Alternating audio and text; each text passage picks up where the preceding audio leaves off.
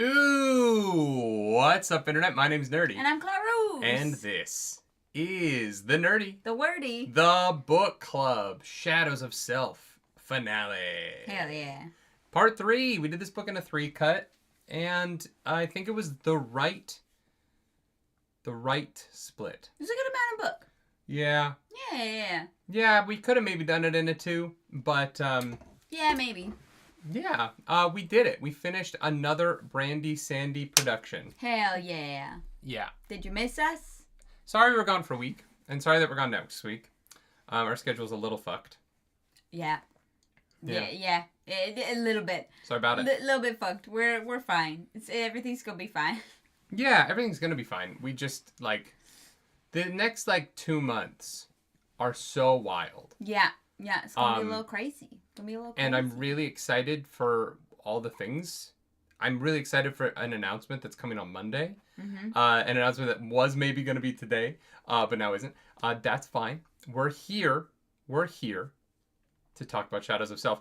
This is the Nerdy Wordy Book Club, though. This is a place where we talk about fantasy books after about a 30-minute intro of nonsense. Okay. And one of the nonsensical things that we have to do is tell you that this podcast is brought to you by GamerSupps.gg. That's right, GamerSupps is a website where you can go to buy powders that when you mix with water, fill your body with caffeine, vitamins, and great flavor. Yeah, but you can also get a version without caffeine if you don't want the caffeine. And if you have the opposite of a caffeinated morning ahead of you, and by that I mean a very sleepy night, you can get their new AFK drinks, which are a little blast of melatonin to knock your ass out. No, they are not. Nope, not melatonin. Magnesium. Specifically not melatonin. They're both M words. That's on them. I know. That's not on me.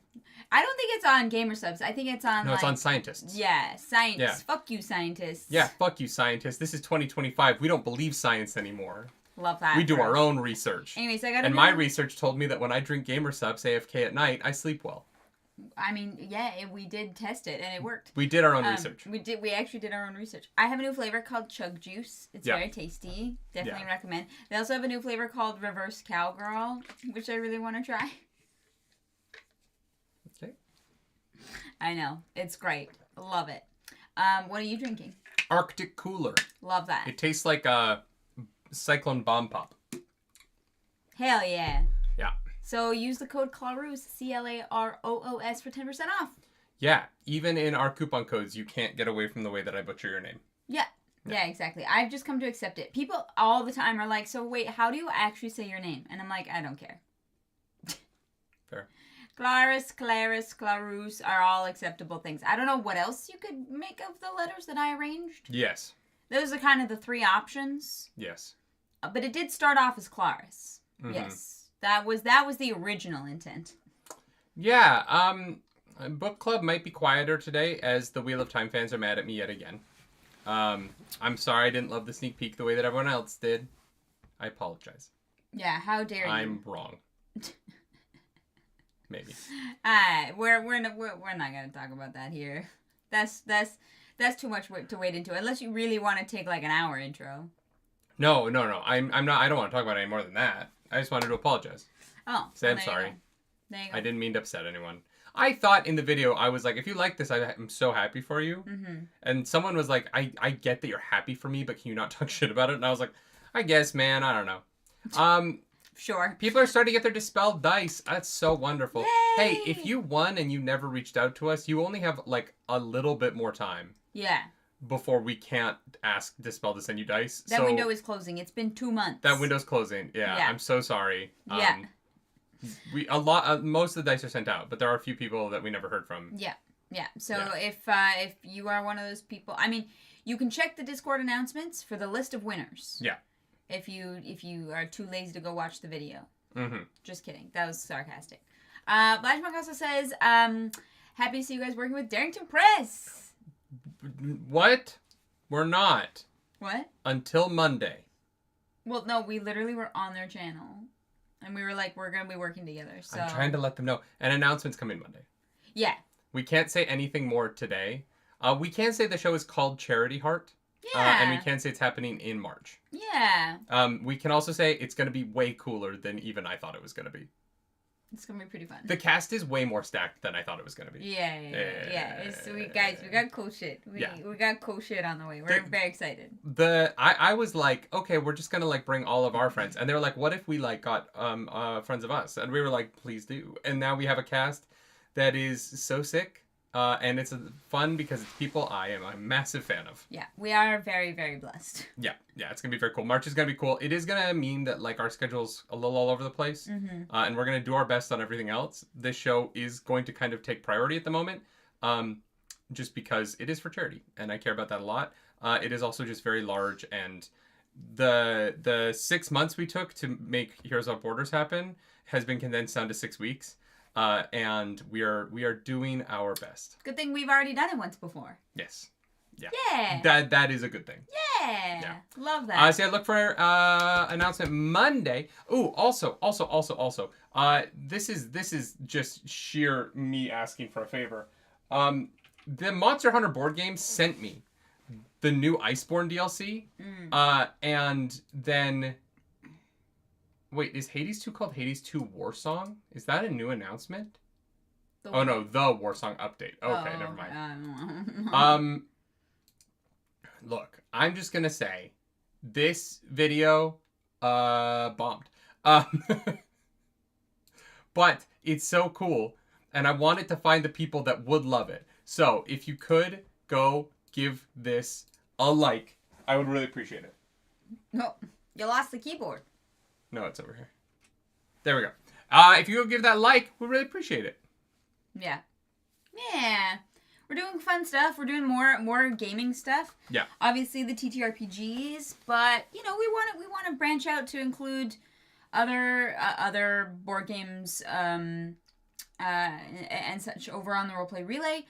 We have played the Monster Hunter game. Yeah. It's fucking banger. I'm not a Monster Hunter fan. I've never really played it. I played Monster Hunter World for like 5 minutes, and like that is my extent of experience with Monster Hunter, and this game is so good. Yeah, I loved it. I also think, honestly, like long term, I think we want to react less and make different content. Like I think that reaction content is fine.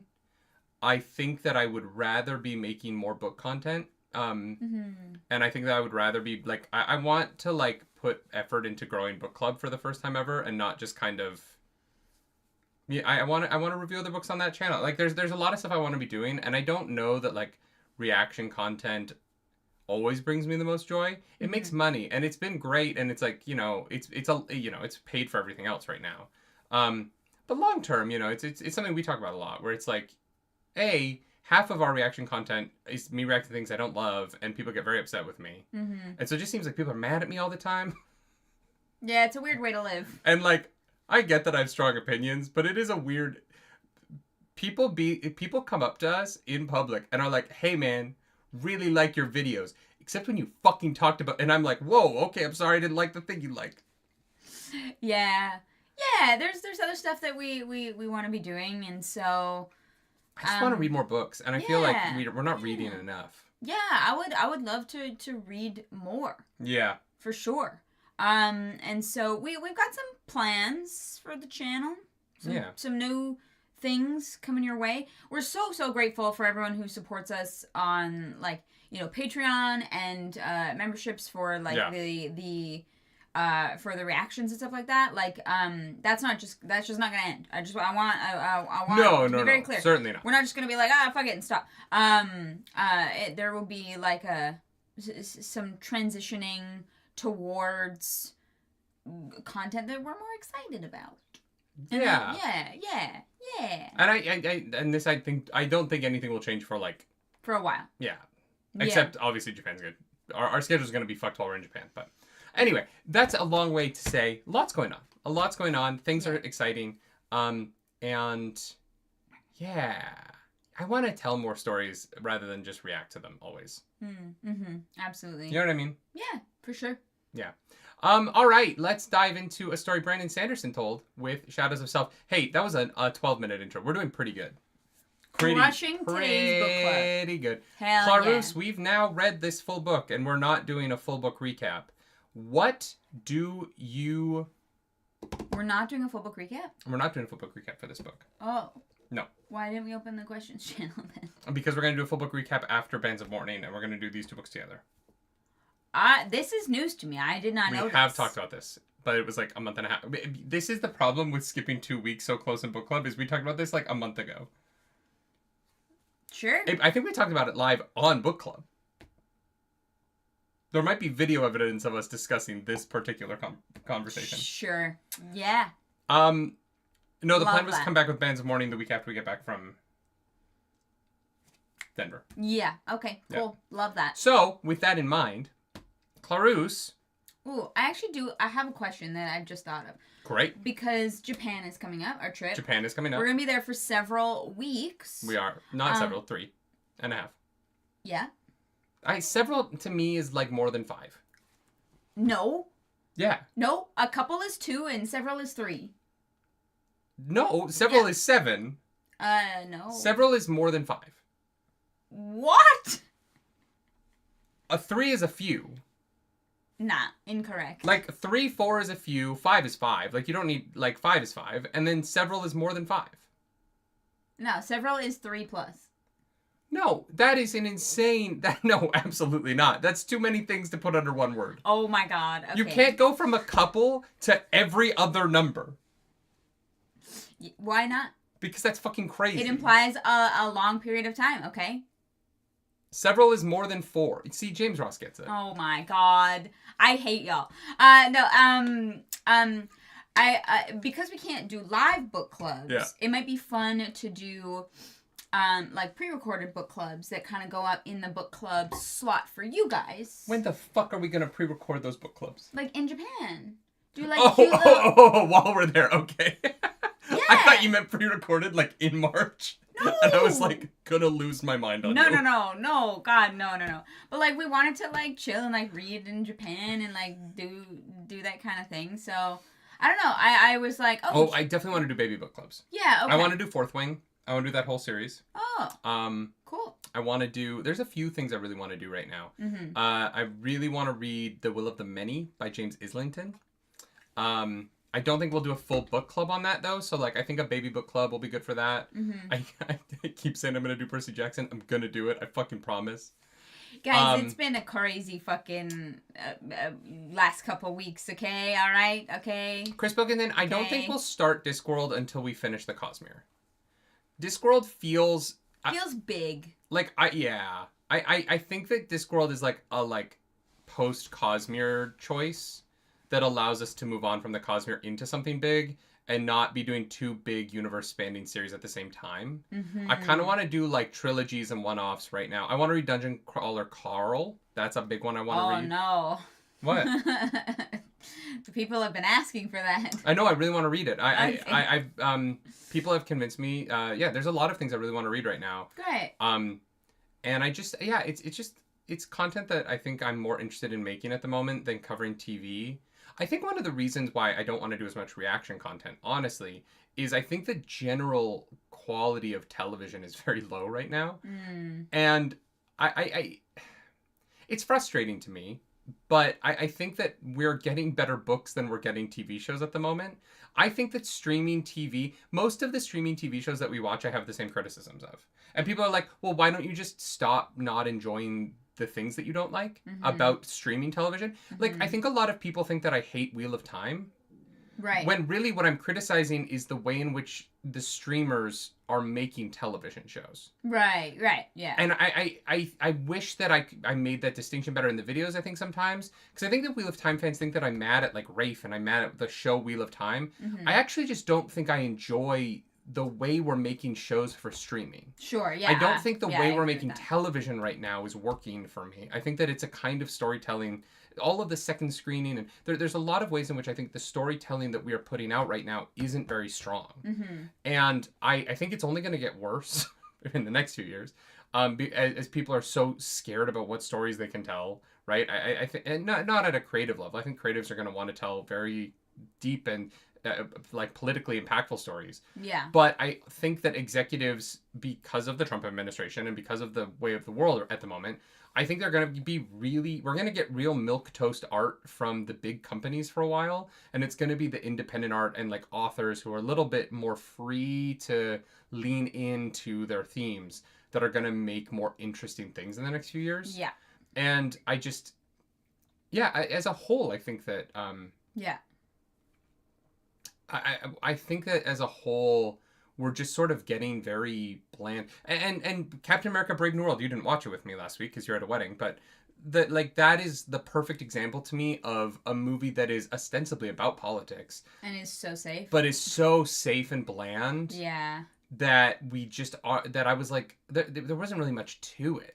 Like, and Harrison Ford gives a good performance, and Anthony Mackie's very talented in it, even though he's given no arc to play. But, yeah. But yeah, I don't know. The streaming shows all kind of feel the same, and we've reacted to so many. We watch so many shows that, like, I love that anime is weird.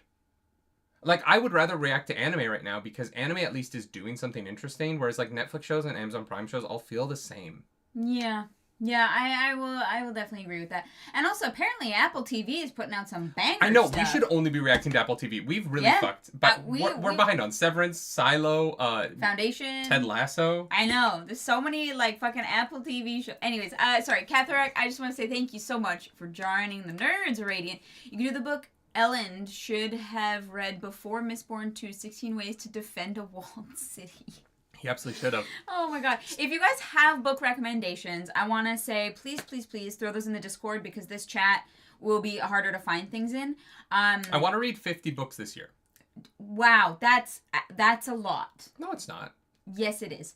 No, not all Wheel of Time length. Or like, wait, like... Sure, that is still, like... Because, like, I can bang through, like, a 300-page book in 2 days. You know what I mean?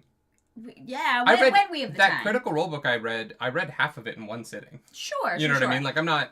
I definitely would love to do some smaller scale books in Japan that we don't need to break up so we're making predictions in the middle of it, that we can make one kind of video at the end. So please feel free to drop those in the Discord. My preference is like high fantasy stuff, but I've been, reading other things and enjoying it, and I think Nerdy's open to pretty much anything. So yeah. Gita Canizares, thank you for that super chat. How does it feel? How does it make you feel that Sazed has very blatantly made some mistakes, not just as God ruling the basin, but also directly hurt our protagonist? Do you think his power corrupts or inexperience? Ooh, I actually think it's neither. I don't know. I don't think that Sazed is making these choices because he's corrupt. I think that because corruption implies that he gets something out of it, which I don't think he necessarily does. No, but I think that his worldview is skewed. Yeah, for sure. Which I guess comes from an experience as being God. But I think that it is a shift in your worldview when you become God. And what an insane statement. What a crazy thing to say. And that he needs more people like Marsh, right? We've heard that Marsh is the one to disagree with him and tell him no, but we've never actually seen that happen. Like, it feels like this was a plan that Sazed did not run by anybody. Yeah, no, I agree with that. And I actually, I'm not sure if it quite is either one of those things. I think that his mistakes have more come from being God and not human, and struggling to relate because he sees everything on such a large scale. Yeah, no, 100%. Yeah. I also think Sazed is just dealing with the problem of you can't have perfect life, right? Mm-hmm. Like, there's no version of life where everyone gets along and everything is dandy. On a small scale, you can, right? You can have, like, a town of, like, 50 where everyone gets along. Mm-hmm. But there's going to be conflict eventually. And I think that Sazed is just living in a world of taking care of 1 million people is impossible, right? Someone's going to fall through the cracks. And I think that we can do the best that we can. Mm-hmm. But Sazed also doesn't want to be a force that makes demands of how people spend their time, right? Yeah. And so I think that it's just like the reality of trying to both be a god and also not be a dictator is really difficult. And he's struggling with that. I think that this gets into, since we're talking about the book, because we should, it's the book club. Mm-hmm. It's now 22 minutes in, but we are talking about the book now, so it's okay. We are talking about the book. The thing I want to say is I liked it. I liked Shadows of Self. Didn't love it. I think that it's... Not my favorite book ever. No, and I think that it is not as strong as Alloy of Law. Mm-hmm. And the very particular reason why I don't think it's as strong as Alloy of Law for me is that it doesn't have a great... I don't think this book stands on its own as well as Alloy of Law does. Yeah. What I really loved about the beginning of Mistborn Era 2, and we talked a lot about this in book club, was Alloy of Law to me was a small story about two men, right? It was Miles versus Wax. And they had a past, they had opposing viewpoints, and the book kind of pit them against one another. Mm-hmm. In a way where it felt like they were working against one another in real time. And they were responding to each other's actions. And the book was about how do these two men come to blows? And how do their magic systems, how does one beat the other given the magic system involved? Yeah. And I really liked how small and contained that story was. And I thought it was a very effective, shorter novel for Brandon Sanderson in terms of just being kind of about what it's about. Yeah. This book, to me, still has the fun world of Mistborn Era 2, which I like. I like Ellendale. I think the city's fun. I like the way that the coin shot system works through it. Mm-hmm. But the conflict was Wax doesn't know something, and he finds it out in the penultimate chapter. And everything else that happens in the book is Wax just not knowing that this thing is going to happen that there's a reveal at the end of the book. Mm-hmm. It's not even a reveal that Wax is trying to figure out. Palm being Lessie and having been Lessie the whole time isn't maybe it's foreshadowed because she doesn't kill him, but that's not what he's trying to solve. Right. And so the end of this book to me weirdly takes the story of Mistborn Era 2, and instead of it being Wax against the world, or Wax against the people who are breaking the law, mm-hmm. This book kind of ends with being this whole story is about Wax on a god level, in a way that I actually didn't love. I enjoyed the book. I think the book is well written. I think it's fun. I think there's a lot about that I love. But the book sort of ending on this note of this whole thing is about him, mm-hmm. Cosmically. Yeah. You've been groomed your whole life. Yeah. It sort of made it... By God. It made him into the very special boy in a way that I actually didn't enjoy as much as book one, which felt like it was about Wax's relationship with someone that he actually had. Sure. Okay. And I say that acknowledging the Lessie reveal is incredible. Yeah. It's such a good reveal that I understand why Brandon Sanderson did it. Yeah. I do. I genuinely do. Mm-hmm. It's so cool. And it hits so hard. Yeah. But I think that it comes too late in the book for it to affect the plot and not just be the end. Yeah, it doesn't affect the plot. It does feel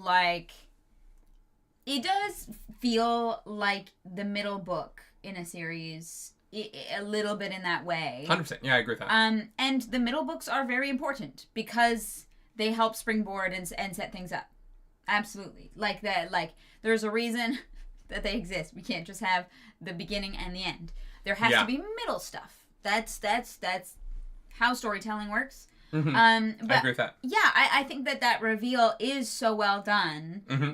that, for some people, that's going to be way more important. And then for other people, him, kind of being a regular dude and making this work is more important to them. And, this whole reveal that Sazed's been, kind of pushing him along this whole time is a little bit undercutting to his character.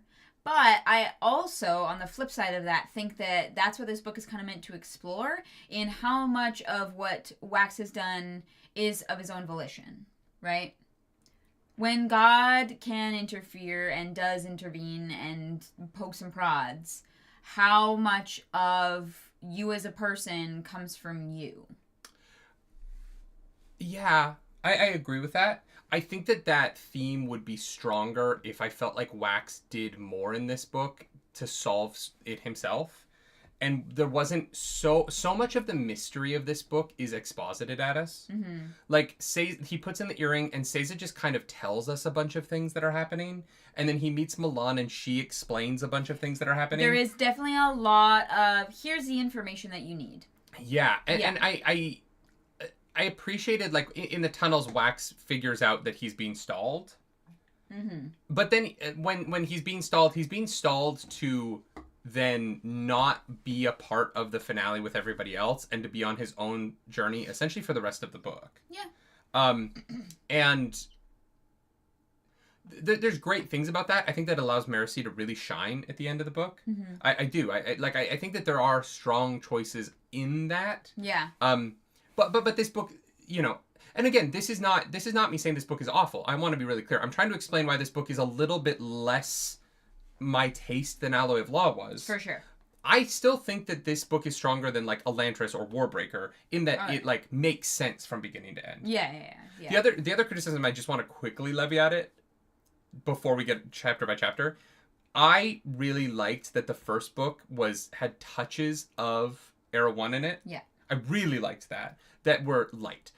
This book, when we'll get to it, but when Wax starts climbing through the like set pieces of Mistborn Era 1, that's where I kind of went like, oh, this now it feels like we're leaning too hard on Era 1. This book is so much harder to read if you have not read Era 1 because none of it means anything. There's a chunk of this book where if you haven't read Era 1, Wax is really into something that you have no fucking clue what it is.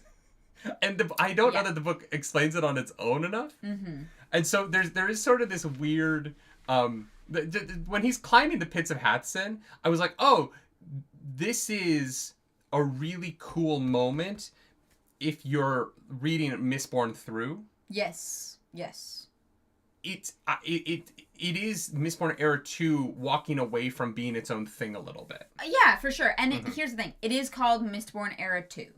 Yeah. Like, it is inherently tied to Mistborn Era 1. It doesn't, like, feel like it was trying to be its own thing. But I did enjoy Alloy of Law for the reason that I felt like it was more accessible, for sure.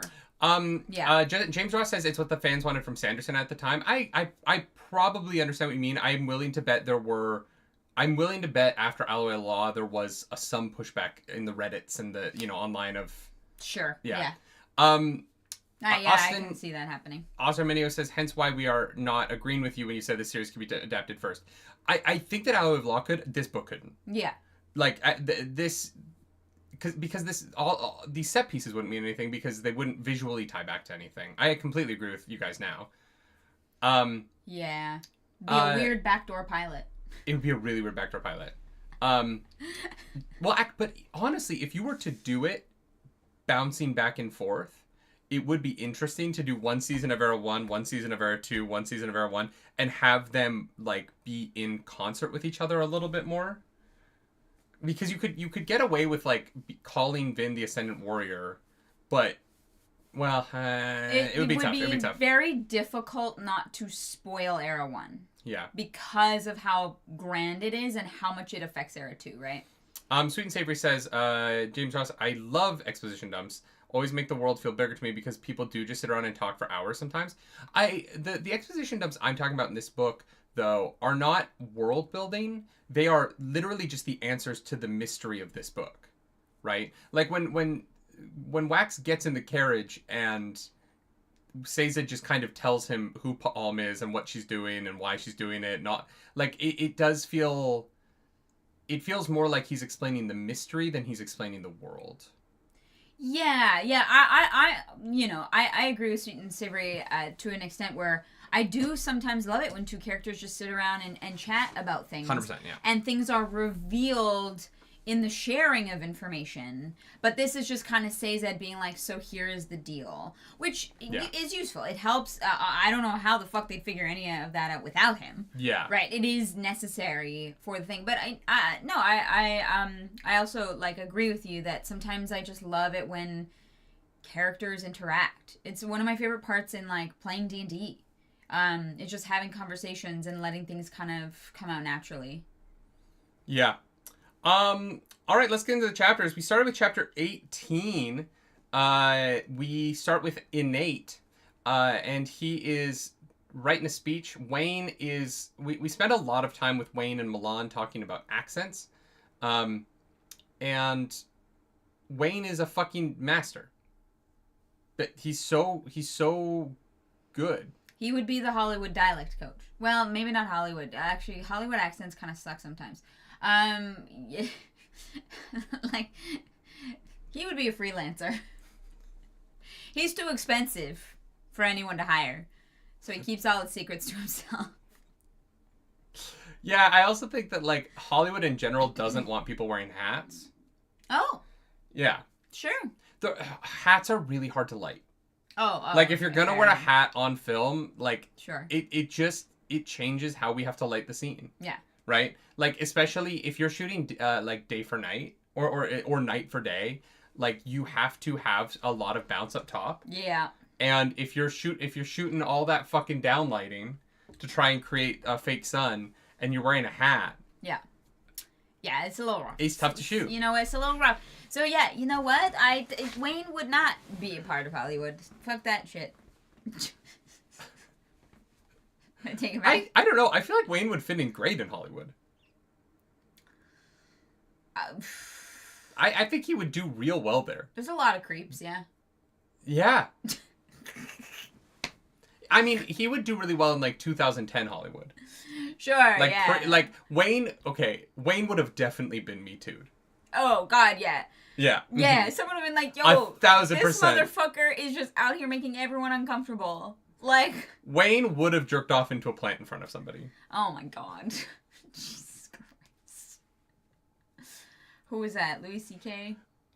No, I think Harvey Weinstein was the one that jerked off into the plant. Oh, Jesus. It is the one that I always think about because it is so... It's so weird. Yeah. Like, it is so... It's such... Into the plant is, like, such a weird place to do it. Yeah. Yeah. Yeah. Sir Jimris says Wayne would be a stand-up comedian. With allegations. So was yeah. Louis C.K., so... Yeah, exactly. Yeah. Oh, God. He's such an odd character, because, like, at points, like, I really do love him, but god damn. Austin Arminio says he would, but not in any way we would expect, and it would be confusing. Yeah, that's why I brought up the jerking off into the plant. Yeah. It's such a Wayne move. And he would explain it. He would explain it, and it would make sense to him. Yeah, but and we'd all just be like, sure. Louis C.K. was a naked guy with a shrimp cocktail. I could see Wayne naked with a shrimp cocktail. Yeah, if Renette walked into a room. Although, to be honest, I could see myself naked with a shrimp cocktail. I just wouldn't do it around anyone. Yeah, you'd lock the door I would first. be alone in a hotel room with a shrimp cocktail. Yeah, exactly. Just me, a shrimp cocktail, and Fast and the Furious 3 Tokyo Drift. That sounds like a good night. That's not a little whiskey, a little champagne, a little bubbly. Sounds like a good time. You picked the worst Fast movie with the best car stuff. Yeah. That's why I watch it shamefully by myself, because I love that movie, and everyone else hates it. Oh, jeez. Anyway, Wayne, Renette shows up, and we find out that Renette might have a girlfriend, or... What? Renette shows up and is like, Wayne, I can't, Misra would be mad at me. Oh. Not can't. She is very obliquely like, Wayne, nothing is ever gonna fucking happen between you and I. And he's like, yeah, sure. But then she brings up Misra, who is the god of magic in D&D. And... Oh, hilarious. Or I think it's Mistra, but, I don't know. It's the one that Yale's fucking obsessed with. Yeah. That's it. I think that Renette might be a lesbian. What? I know, but like an actual lesbian. Yeah. And as opposed to as opposed lesbian? as opposed to us not knowing for sure. Sure, okay. But like I think she might have a partner, which makes Wayne's treatment of her much weirder. I mean, yeah, it is. Yeah. They allude to it in book 1. They're not like she's a lesbian. They made a remark about her maybe not being into men. Sure, yeah, Wax not knowing, but there's a difference between someone like being into women and like being in a relationship though. You know what I mean? Sure. Yeah. Like and not that you should harass someone either way. That's not what I'm saying. I'm just saying that from Guys, our don't perspective, harass people. from Wayne's perspective, he should have left her alone a long time ago.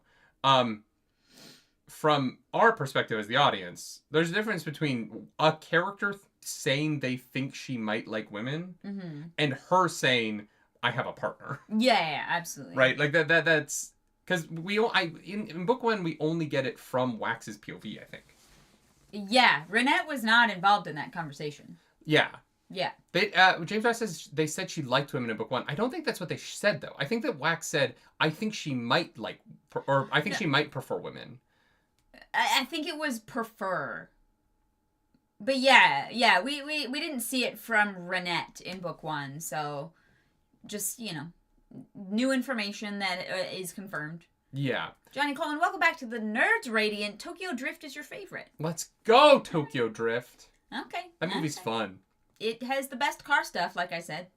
When they're driving through Tokyo so fast that the cops don't try and arrest them because they're going too fast, that scene's great.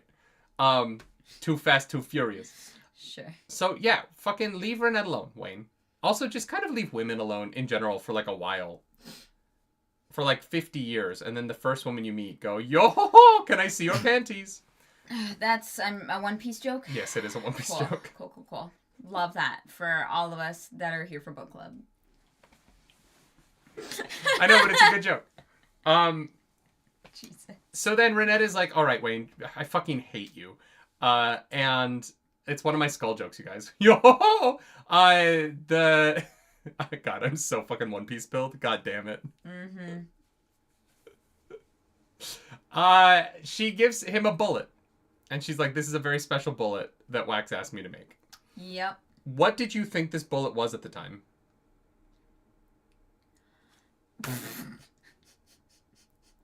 I don't know how bullets work.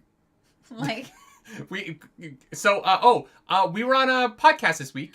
If you want to listen to us play Dirtbags, a new like Helldivers kind of TTRPG, over on the No Quest cast, we were guests, but we sat down to play, and we were sitting there, and Clarice started the session by like, "Hey guys, really excited to do this with you all.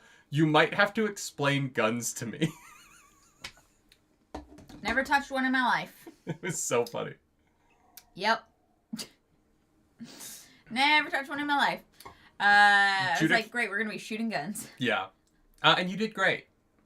You rolled terribly, but you did great. I think I succeeded like 2 out of 20 times. Yeah, it was really bad. It was really bad. You also didn't roll a success until the final fight. Yeah. Correct. Yeah, it was very funny. And they were like, "Oh, you're rolling 5 dice. Certainly, there's no way that you could have that bad of dice luck." And I was like, don't. She does." Judah Kenazare said, "First time really I read good at it, being bad." I hate you. First time I read it, I honestly forgot about the bullet till Wax shot Lessie. Interesting, because they do remind, like, because they do, like... They pass it off. Yeah, because Wayne brings it up. Yeah. No, I definitely was like, I know that this bullet is important, but I was like, fuck if I know. Did not think that there would be a spike in it. That Didn't think it would be his earring. Made into a spike. Yeah, that was fast. She works quick. I mean, yeah, it's Renette. She's the GOAT. Here's my question. Aren't all bullets then spikes? Or are hemalurgic metals...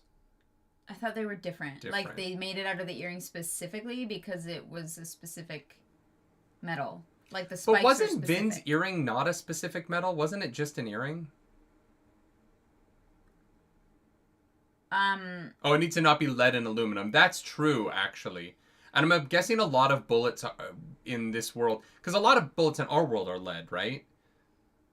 Right. Right. Vin's earring was bronze. Right, okay. Spikes are made specifically? So Renette made this spike? No, it was his earring was already a spike. Oh, you're right. But yeah. But by casting it, doesn't that make it not a spike anymore? Like I guess my question is, can you take a hemalurgic spike and then is that metal just hemalurgic forever? No matter what shape you like melt it down and turn it into? Maybe. You like say a spell over the spike and then it's magical. All right. Yeah. Deal. I don't know how Wax got a hold of a hemalurgic spike in the first place. Like, it was given to him. By... I thought he had Milan. Milan gave him the earring. I thought he had the earring as part of his religion. No, remember? Someone showed up and gave it to him. And then when he meets Milan in this book, he's like, you're the one who gave me my earring. And she's like, yeah. Oh... My apologies. I thought that, like, everyone in their religion got an earring as part of the religion. They all have an earring, but his earring was given to him by a Kandra. Gotcha, yeah. My bad. Because he's a very special boy. He is. Very special boy. I do wish this series didn't revolve around him so hard. I don't know. I don't mind it. Like, honestly, like, I think that... I think because the book is going to move forward in exploring, like, what that means. I hope so. I'm actually very interested to hear Brandon Sanderson explore those questions. Because I think that Brandon Sanderson and I, in a lot of ways, have very different ideas of what that means because I'm not religious. Yeah, that's fair. But I think he does a phenomenal job of exploring all sides of an idea and not, like... not really putting his, like, I want to say, like, religious stamp on things. I think there you can see where the influence comes from, but it also doesn't feel like it's, like, cloying, you know? Yeah. As long as it doesn't challenge the status quo of his worlds too much, I agree with that. Sure. Yeah. Yeah. So Renette fucks off. Wayne thinks that things are better between them because she didn't shoot him, and she didn't get violent. She just left. And I think that, Wayne, you should really be paying attention to the fact that, like, shit's fucked. Yeah. And it might have something to do with that. Yeah, maybe stuff is bad. Marcy's over with Aradel. And Aradel is being a grumbly old man about the fact that he's now the leader of all the police. High Constable. Yes. He's the Lord. Lord High Constable. The Lord High Constable. That feels repetitive, but... They go for a ride. Marcy, we spend the beginning of the ride with Marcy showing off her legs, complaining about. I don't really understand the, like, gender complaints in this book. I don't know why they're in this book fully. Like, I like Brandon Sanderson created this world.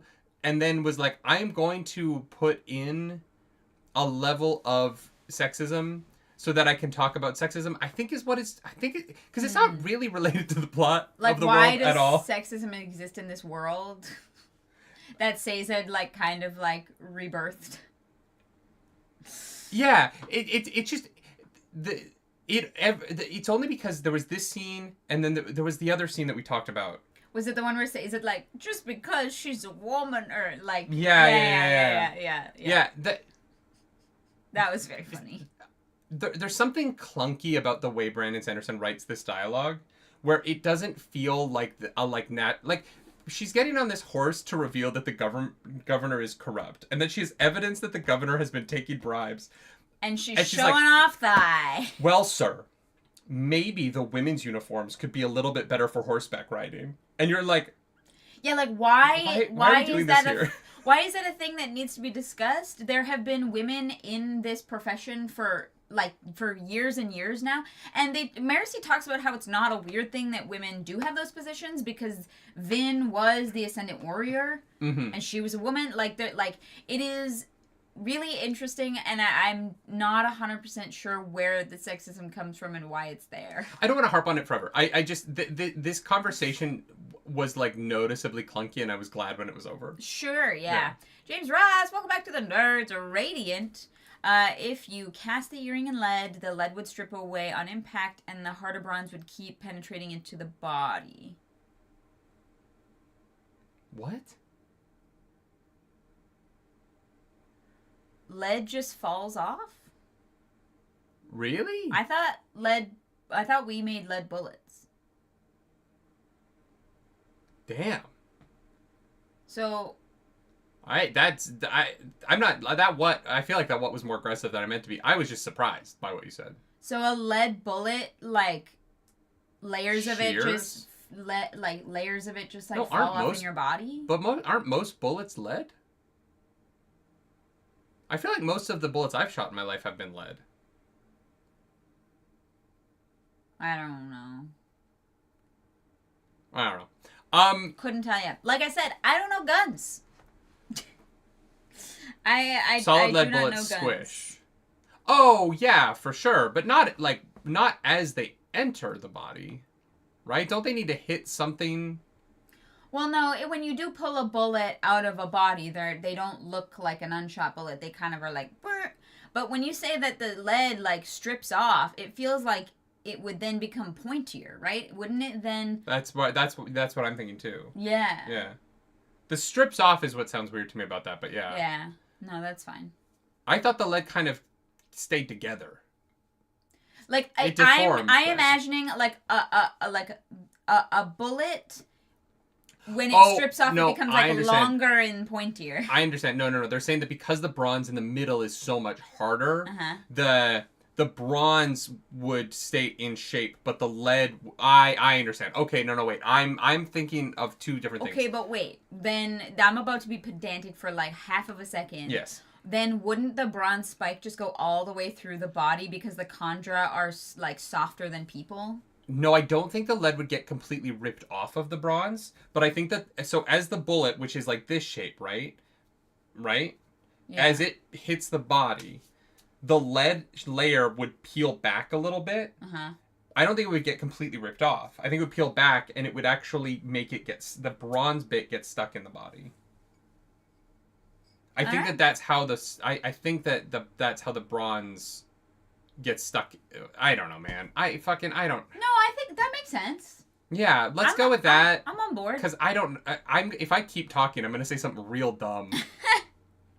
That's what book club is. It's us talking for 3 hours until we say dumb shit. That's true. Sometimes we start with dumb shit. Anyway, the Maracy thing, it was a conversation that, like... Oh, I guess also, just to touch on that, like, nowadays guns, like, go through bodies, but perhaps back then they weren't... No, but they don't all. Like, we make a lot of bullets that intentionally stay in the body to cause more damage. I mean, like, in this era of gun, like... They're just doing their best. Yeah, sure. Yeah. Yeah. And Bryce says, it takes a foot of water or something to make a bullet ineffective. Kandras are thicker than water. Well, yeah, of course they're thicker than water. They said they're squishier than humans. That's all I know. Yeah. Anyway, Maracy hands over all of her evidence, and Aradell's like, God damn it, girl. You did the right thing. But like how legally... How am I gonna explain this? But also, she's like, it fell into my hands. He's immediately like, oh, fuck, do we have to go save this guy's life? And she's like, we do. And he's like, I know we do. You know we do. Like, do we have to? Yeah. Yep. Little do they know. But Ardell is like, if I can, I'm gonna side with the people, which, made him sus to Clarus. Clarus is so used to people in power being corrupt that she thought that him saying that he was going to side with the people meant he was going to turn. No, that's not what made me sus. I was sus of him at first when he reacted so strongly to Milan showing up. Like, I was like, oh, this is like an extravagant display. Yeah. And so I don't know. I was like, Aradell is the one person they don't have a passcode with. Yes. So I was sus of him, and I'm so sorry. I apologize. I was wrong. For sure. Mm-hmm. Please forgive me. Practically Incarnate says, I assume some of the sexism is him just copying the sexism of that era in our own history and not thinking too hard on it. I completely agree with that. It's just weird that this book a couple of times just stops to... It feels like it stops to look down the barrel of the lens and talk to the audience. It doesn't really feel like a conversation that's happening in the book to me. It feels like it's just trying to be... Like, the sexism in Roshar, to me, feels in-world. When they're talking about, like, the differences between men and women in Roshar, it is natural conversation in a way that seems to flow into the story that Brandon Sanderson's trying to tell over there. Mm-hmm. All of the stuff with Maracy in these two books has felt weirdly like the book stops to make a point about something that isn't related to what the book is doing, but rather to make a point outside of what is happening. Yeah. And then, you know, then the book just moves on to something like this scene is Marcy gets on the horse. They talk for a second out of the world a little bit to me about the fact that she's wearing a dress, which, like, why is she wearing a dress? Yeah. Vin wore pants. Like, exactly. This is a world where Vin wore pants. Exactly. Like, why is the uniform dresses when we know that there are plenty of women in this profession and have been for a while? Yeah, and then but then as soon as there's like a noticeable moment where that conversation stops, and then the conversation between her and Aradel actually begins, and the conversation with her and Aradel about the letters is really good. Yeah. Right? The reason why I'm bringing this up isn't because I think that it's poorly done. It's because it was like, it felt weirdly preachy, like Umang says. And then the conversation after it was solid. Like, I actually really loved Marcy and Aradel talking about the way in which the government is corrupt. And I felt like this book has never once brought up in either book that Marcy has had a problem keeping up with Wax because she's in a dress. Like, it's not something that's ever happened before. And so it just kind of felt like it came out of fucking nowhere. I've assumed that Marcy was wearing pants when she was driving and shit. You know what I mean? Like, her being in a skirt has never been a problem. And so it just felt weird that it, like, came up here. I thought maybe it was brought up at one point, but... Maybe it was. I do agree with you that it feels very, like, fourth wall, like, Deadpool looking at the camera. Light Blind Fool, thank you for that super duper chat. Let's fucking go. Tax for posting less than positive comments on the sneak peek reaction. I still love you, nerdy. Okay, back to the book club. You don't have to pay me to be mean to me. That's fine. Yeah, I mean, you could. You can. I mean, you did, but... Yeah, you're welcome. We have a difference of opinion about the sneak peek. And, like, I'm really happy for people who love it. I would rather love it. And I think there is a lot in it to love. Like, you know... There was, like I said, my first initial reaction was like, whoa! Right? Yeah. But, yeah. Yeah, and mine was a little bit less positive. And, like, I think that, like, that's the tough thing about having been so, like, I'm gonna be honest with the audience, right? Because it would be easy to just, like, do the reaction, be like, that was great, and then turn the camera off, which is what a lot of people do, right? A lot of people don't talk for 22 minutes after they watch it. They just are like, wow, I really enjoyed watching that, and then that's the end of the video. Yeah. And maybe that's what I should be doing. Maybe we would have more of an audience if I just went ooh, ooh, ah, ah, and then turned the camera off. We wouldn't have a 3-hour book club on Fridays. We'll save our actual post-talk for the Patreon version. I mean, that's a way to do it. Yeah, and I know some people do it that way, but yeah. And Bryce says, yeah, we blame Alrianne for perpetuating sexism on Scadrial. Yeah, that is very funny to me. I can see that. Well, no, it's in the book. What? It's in the book. Wait, I missed that. Yeah, they're like, yeah, Alrianne preached that women should be feminine while they do their jobs. After the Consuela. What the fuck do they call it? Not Consuela. The Kiki. You want to have a Kiki? Lock the doors tight. Let's have a Kiki. You could call it a Kiki because the world was ending and they locked the doors tight. Let's have a Kiki. Cassandra. Yeah. It was a Kiki. Do they ever explain what the fuck that word is, where it came from? It just sounds cool. Consuela Banana Hammock. So then the final part of this chapter, we're still in the first chapter, because that's how we do things. We're an hour into book club. Yeah, what's up? That's how we do it. Wax goes home, back to the terrace, and he goes down into the museum.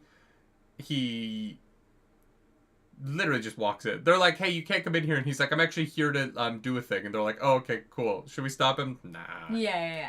He's got a mist cloak on. That shit's scary. We don't touch this motherfucker. And then he goes into the back door and drops down into Mistborn Era 1. Love it. Yeah. Mistborn Era 1 Museum Edition. And what does he find down there? But a little puppy boy going, I've been waiting for you. And I don't know what that was. Anyways, chapter 20. We reacted to this one. We did. Tensoon shows up. Sorry we dropped all the reactions last night. I know it was a chunk. Claris got delayed coming back from... yeah, my flight was delayed, so I literally was not back until Tuesday, but that flight was so early that I came back and took a nap. Like, it was a rough couple of days there. I was like, I might die, my plane might land upside down. Yeah, plane crashed at Pearson. Did you guys see that Delta flight? Yeah, but I'm here and I'm alive. Can I just say, look, there's been a lot of bad news so far this year. It's been a tough year. Fires, other things. What a fucking miracle that plane crashed, rolled upside down, and nobody died. That's how we do it in Canada. They announced that, all 21 people who were injured are going to be released from hospitals. So no one died. And Crazy. I don't believe in God, but sometimes I'm like, well, maybe. God loves Canada. God loves Canada. We also won the hockey game, so God loves Canada. God is just, thank you, McJesus. God's son, McJesus, is here, hopefully to bring a Stanley Cup to the good people of Edmonton, Alberta, because God knows they've got nothing else. They have a mall. They do have a mall. It has a roller coaster in it. You know what? That plane crash really scared the shit out of me because it was so close to home. And then for everyone to survive, I just want to say I am grateful to the universe sometimes. You know what I mean? Yeah. What a miracle. Yes, truly. And I really hope they all get fucking paid. Let's get into chapter 20. Yeah. Wax is like, what the fuck is that? And then it's a dog because it's Tensoon. What's up, my guy? I was wrong. I thought it was going to be Marsh. Yeah, we probably should have guessed it was going to be Tensoon, but... Yeah, because we know that the Condor worked with... Yeah. Oopsie doopsie. Well, he's been brought up as being around, and... Yeah. Judah Kenazar, thank you for that super chat. Tensoon missing Vin made me cry first time I read it. He never actually got to see her again in Hero of Ages. Yeah. And he says a dog in honor of her. I don't know if it's in honor of her. I think he likes the form. I think it's both. I think that it is like a reminder as well. Yeah, that's true. It is something he's comfortable with, but that comfort probably comes from Vin. Like, he says that she was his greatest master, and I was like, oh my god, Vin. Like, I was like, it was really beautiful. The way that she was remembered by him. Yeah, no, I think it was gorgeous. I loved, again, it's one of those things that's tough because I really liked it. Mm-hmm. It is not really about this book or this era, right? Yeah. And that is where I get the pulled in the two directions of I would like more of this story. Mm-hmm. I don't necessarily know that I need Wax to be the one who experience it. Mm. Does that make sense? Right. Also, how badly do we need a Tensoon Suni Pop? I'm shocked they're not on Dragonsteel. Yeah. Yeah, what are we doing? Yeah, I looked after this and I couldn't buy one. Johnny Coleman, thank you as well for that super chat. It's not a miracle. That's safety regulations forcing innovations in safety. That's definitely a huge part of it. Yeah. But the plane crashed. It was still a plane crash. It landed and then it crashed. It hit the ground as part of its crashing more than as part of its landing. Everything that crashes lands first. Is that technically true? I don't know. No, because if they crash... No, because if they crash in air, they crash and then land. Fair. You know what? That is fair. You know what I mean? Does landing just mean touching down to the ground? I don't know. I think that landing is when you land without crashing. All right. You know what I mean? Sure. God damn it. Anyways, sorry to distract. I'm not trying to de-emphasize. I understand Peter Armando saying. I'm not trying to de-emphasize the safety and the hard work that people do. I think it's amazing. I think the miracle, because I don't believe in God, right? I think the miracle is that we have gotten technology to the point where we are able to crash a plane and everyone survives. Yeah. Sure. The miracle is what human beings have created, not that God intervened, right? I and that's important to me. Yeah. Like, I'm saying that the miracle of this situation is that we have built planes that you can crash and roll, and everybody can get out of that plane alive. That's a miracle. I just don't... miracle to me has nothing to do with God, because I don't think God is real. Sure. Yeah. Right? The miracle of humanity. And if I go to the States now, I might be thrown in prison for having that opinion. So that's crazy. Love that. A crash landing is a thing. No, a crash landing is when you're planning to crash land. What? No. Yeah. A crash landing is when you're like, oh, we're going down. Like, it's yelling timber. Like Sully crash landed that plane in the Hudson, right? That was a crash landing. That's not a crash. A crash is an accident. A crash landing is when the accident's already happened and you're trying to figure out what to do after. No, a crash is just two things hitting one another. Sometimes the thing it hits is the planet. Sure. Yeah. Sure. But I think a crash landing is when you're like, we're going down, it's gonna be bad.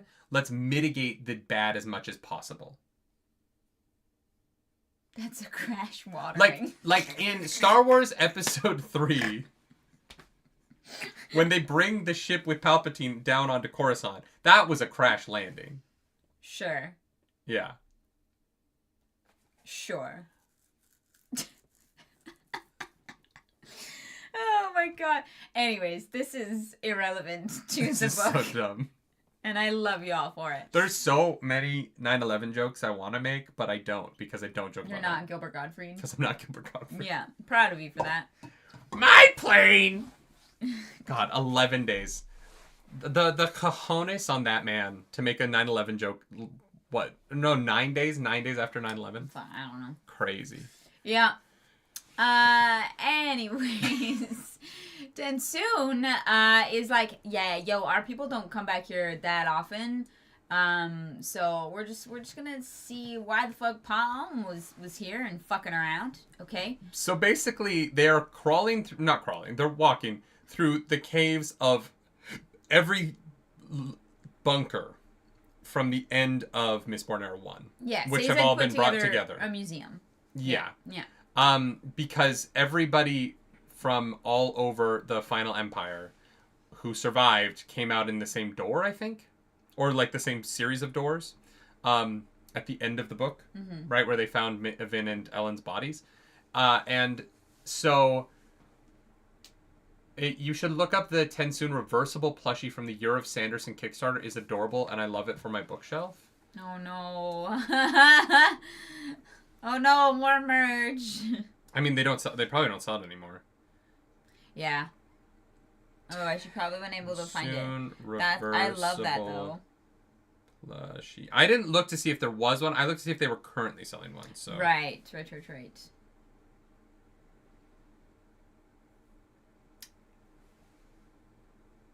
What? I think that's it. Yeah, and then it's bones. You flip it inside out and it's bones. Oh, the bones are so cute. Yeah. Okay. I get it. That's so funny. Oh my god. My favorite thing about it is that Tensoon would fucking hate it. Yeah, he does. Tensoon would be like, "I'm not that cute. What the fuck is this?" He does hate it. He is very upset when Wax brings it up. Brother Arman, thank you for that super chat. That's what I just That read. was the one. Sorry, yeah. I thought it came up while I was distracted. And so yeah. No, that's delightful, and I want it. They are walking through, and they find themselves in Credit Shaw, in the little hut underground where the Lord Ruler kept his belongings from prior to the Final Empire. Yeah. There's a ripped up words of founding. Yeah, there's a whole book, and there's one word written on each page. And so Wax does in blood what Mistborn characters do, which is they start trying to figure out that puzzle. And then he says, wait a minute, this is not actually a puzzle. I'm going to waste my time with this. Yeah. Which I love. I love that he was like, this is just a time waster. Well, and I like this conversation a lot, because Tensoon is like, he's like, why would she do this? Before he figures out that he's being stalled, right? Yeah. They're talking, and Tensoon's like, well, she's crazy. And I really appreciated the dialogue here where Wax was like, no, her methods are mad. Yeah. But her actions or no, her motive is madness. Yeah, but her actions make sense. Intentional. It's very calculated. Yeah. And I thought that this was a really good way of representing Pa'am as a character. Yeah. And it really was Wax being able to see her in a way that Sazed and the Kandra are not, right? Mm-hmm. They see her motive as madness, and so they're just out of sort of their relationship with her and out of sort of this emotional connection to her and what she's doing, they're ascribing that madness to everything that she's doing. Yes. And Wax is the character that's able to back off of that a little bit, look at the full picture and go, well, actually, yeah, what she's doing makes a lot of sense. Yeah. If this is her very goal, intentional. If her goal is crazy, and this is what her goal is, she is doing the right things to accomplish that goal. Mm-hmm. And I thought that the way Brandon handled writing that out was really great. I liked this conversation a lot. Mm-hmm. We cut over to Wayne, and Wayne is out and about checking in on the protesters, trying to see what's up. And a guy gets up on a fountain, and he's like, hey, we should fuck those people. Well, that's not exactly what he says. I don't think that's what he says at all. He says fuck those people, but not we should fuck those people. Phrasing, really important. That is something Wayne would say, though. And then a priest gets up and is like, hey, maybe we don't fuck them up too much, though. Like, maybe we, work together to, have, a peaceful resolution. Yeah. And then the first guy is like, I'm gonna penetrate you right now. Yeah. Literally. He takes out a needle and he shoots into this priest the Kandra gel that destabilizes them for a second. Yeah. And the priest begins to melt. And the crowd is like, oh no, the fucking priests are monsters. We have to go blow this city up. Yeah, the priest is like, look, it's the what are they called? The servant? No, the immortal somethings. No, the guy calls the priest the immortal. Yeah. The fucking holy immortals, something like that. Yeah. Faceless immortals, yeah, who serve Sazed. And they're like, wait a minute. Yeah. It's a bad time. It's a bad time. I mean, this would be a horrific Faceless immortals, that's it. Visual. Yeah, this would look great in live action. Mm-hmm. This would slap. Or in a Studio Ghibli movie where they really know how to distort a face. Oh god, yeah. They really know how to make them fucking weird. Yep. This scene was great. The way that it's bad. It was great, but it means it's bad. It means things are bad. The thing about it that I found hilarious is that this insane thing is happening in front of this audience. Uh-huh. And someone in the audience turns and goes, hey, that's fucking Wayne! Yeah. Like this motherfucker. You are seeing a human being melt for the first time ever. Yeah. And you're like, that guy. I figured it was one of Bleeder's people. Did Wayne sit for a photo at some point? No, I'm pretty sure it was one of Bleeder's people. I don't know that that's what it is. People have seen him with Wax, right?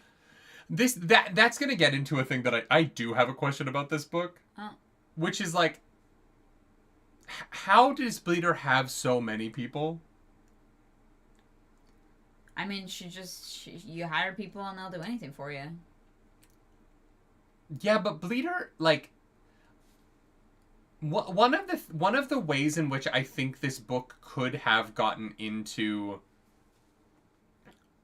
Wax discovering Bleeder a little bit more than being told about Bleeder is if this book got into a lot of people are going missing.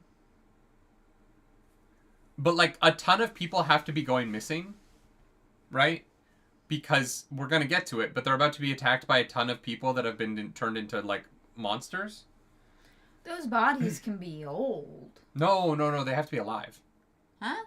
They're hemalurgic humans. They're not... Oh, yeah. They don't have to be recent. I mean, a Bleeder is clearly doing this for over, for a decade. No, she was Lessie 2 years ago. Yeah, who still had the same intense and goals. No. She was still working for Sazed then. She pulled her spike out after she died. assumed that Bleeder's turn her kind of, what do you call it? Rebuttal happened while she was Lessie. No. It happened after. No, she pulled her spike out because Sazed let her die, and had Wax shoot her, and she was so upset. This is what I mean about this book being all about Wax. Bleeder became anti. I don't even call her a villain because like is Sazed the good guy? Anti-establishment. She became anti-Sazed because Sazed allowed that moment to happen, and she pulled her spike out after that. She's only been doing this for like less than 2 years. Because it was a year until the confrontation with Miles, and it's been like 6 to 8 months since then, right? So all of this is less than 2 years. She's been active in this capacity. And I'm assuming she didn't immediately do it. Like she hasn't been. She set all this up in like 10 months, basically. Okay. I definitely had that wrong in my head. Yeah, Omniocris and I are on the same page. Her turning is due to God forcing her to leave her relationship. She basically loved Wax so much that when God was like, hey, now that Wax shot you in the head, you can't be with him anymore, she ripped her spike out and went anti-establishment. Gotcha. Okay. Which, like, makes sense. Definitely makes sense.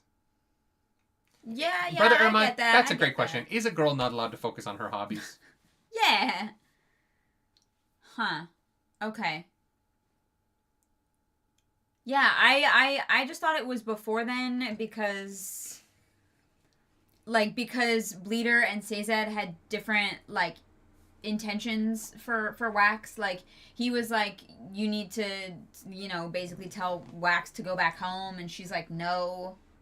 So I don't, yeah. But even that would have been, even if her split from Sazed happened then, right? That's still only a few weeks before, that like before she was killed.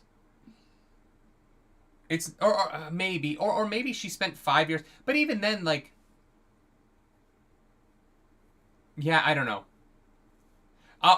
Johan, she definitely has hundreds of years of practice in terms of how to bring down a government. 100%. She's very good at that. Mm-hmm. Well, actually, I guess for the Lord Ruler, she never brought down a government because he was the government the whole time. But the point I'm making is, she's great at infiltration. She's great at all that shit. I completely agree. For me, the bodies that she has hemalurgically spiked in the basement of this very holy place. Yeah. Imply that she's getting them from somewhere, and maybe she's getting them from the set because they kidnapped people. Sure, but that is a thread that Wax could have followed, where he would have been investigating and could have discovered it a little bit more on his own and less being told, right? The kidnappings? I mean, I thought he was kind of like still thinking about that. Are the kidnappings brought up earlier in the book? In this book? I felt like near the beginning, but like there's no, like they're doing other things. No, not the kidnappings of the women from the last book. I mean, I just assume that these people might be those. Like maybe you can only turn Allomancers into these things? No. Okay. No, because you can spike anybody, right? Sure, yeah. So no. But we've no idea how these things came to be. They're just spiked. They got one hemalurgic spike in them, and it changes them into zombies. Oh. Is it just that? Yeah, because they don't have enough... I thought they were like, we don't know how she made these things. We don't know what metal spike they used? No. That's her personal spike. They don't know what metal was in her personal spike. I don't know what spikes were in the zombie people. Trell spikes. I don't know, man. Yeah. Yeah. I don't know. I just mean, like, there's also, like, not that many of these things. Like, there's maybe, like, 10 of them. So 10 people going missing over, like, 2 years from, like, either the Roughs or the city. It's not that improbable. Now, it has to be the city. Oh, all right. There's no way left Wax in the city without her. What?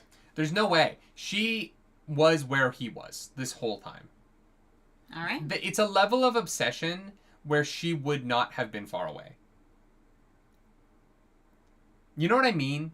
And I'm not saying that because the book tells me that. I'm saying that because based on what we know about the character, I don't buy that she would be out. I mean, yeah, then there's millions of people in the city. So, yeah, like 10 or 15 of them going missing is actually not that crazy. Oh, I'm not saying that the people going missing is crazy at all. People going missing makes sense. I'm saying that in this book where I felt like a little bit of the investigation was left up to meeting people who had answers, the investigation could have been this thread. That's all I'm saying. I'm not saying that this that's how it should have happened. I'm just saying that in this book I did feel a little bit like the exposition was a little bit from characters who just already know what's up. And one of the ways that I think this book could have gotten Wax to some of these answers with him being a little bit more active in his story would have been these people going missing. That's all.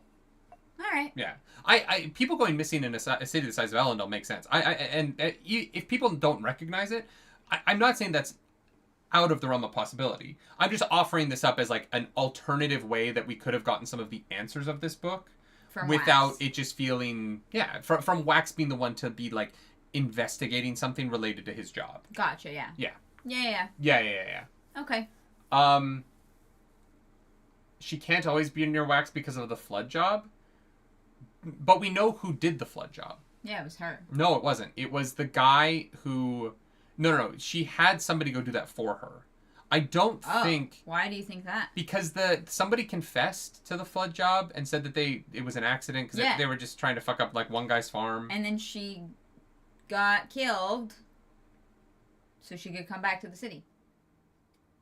I figured I was like, yeah, that was Bleeder. For sure. Fuck, no, you're right.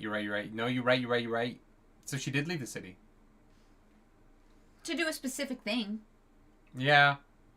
Yeah, interesting. Anyway, we cut over to Wayne. Wayne is... Oh, no, we got there. Oh, yeah, Wayne starts running through the crowd. Chapter 21! Tensoon. Oh, we missed the part where Wax is like, right, I figured it out. This is exactly what she wants. She wants her people, like, trying to calm things down so that she can take out the Kandra. I thought that was right at the beginning of the chapter. Are Cid's intent. Right at the beginning of the chapter is Tensoon being like, hey, so let Harmony know. It might be too late. I do like that Tensoon's like, hey, yeah, right, give me a second. Oh, Tensoon is like, yeah, we're going to go out as priests. Yeah. We're going to go out as survivorist priests. And we are going to calm things down. We're gonna counter her work with some counter espionage. Yeah.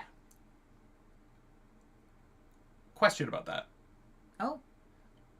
Have those priests always been Contra who have been acting as priests for Harmony?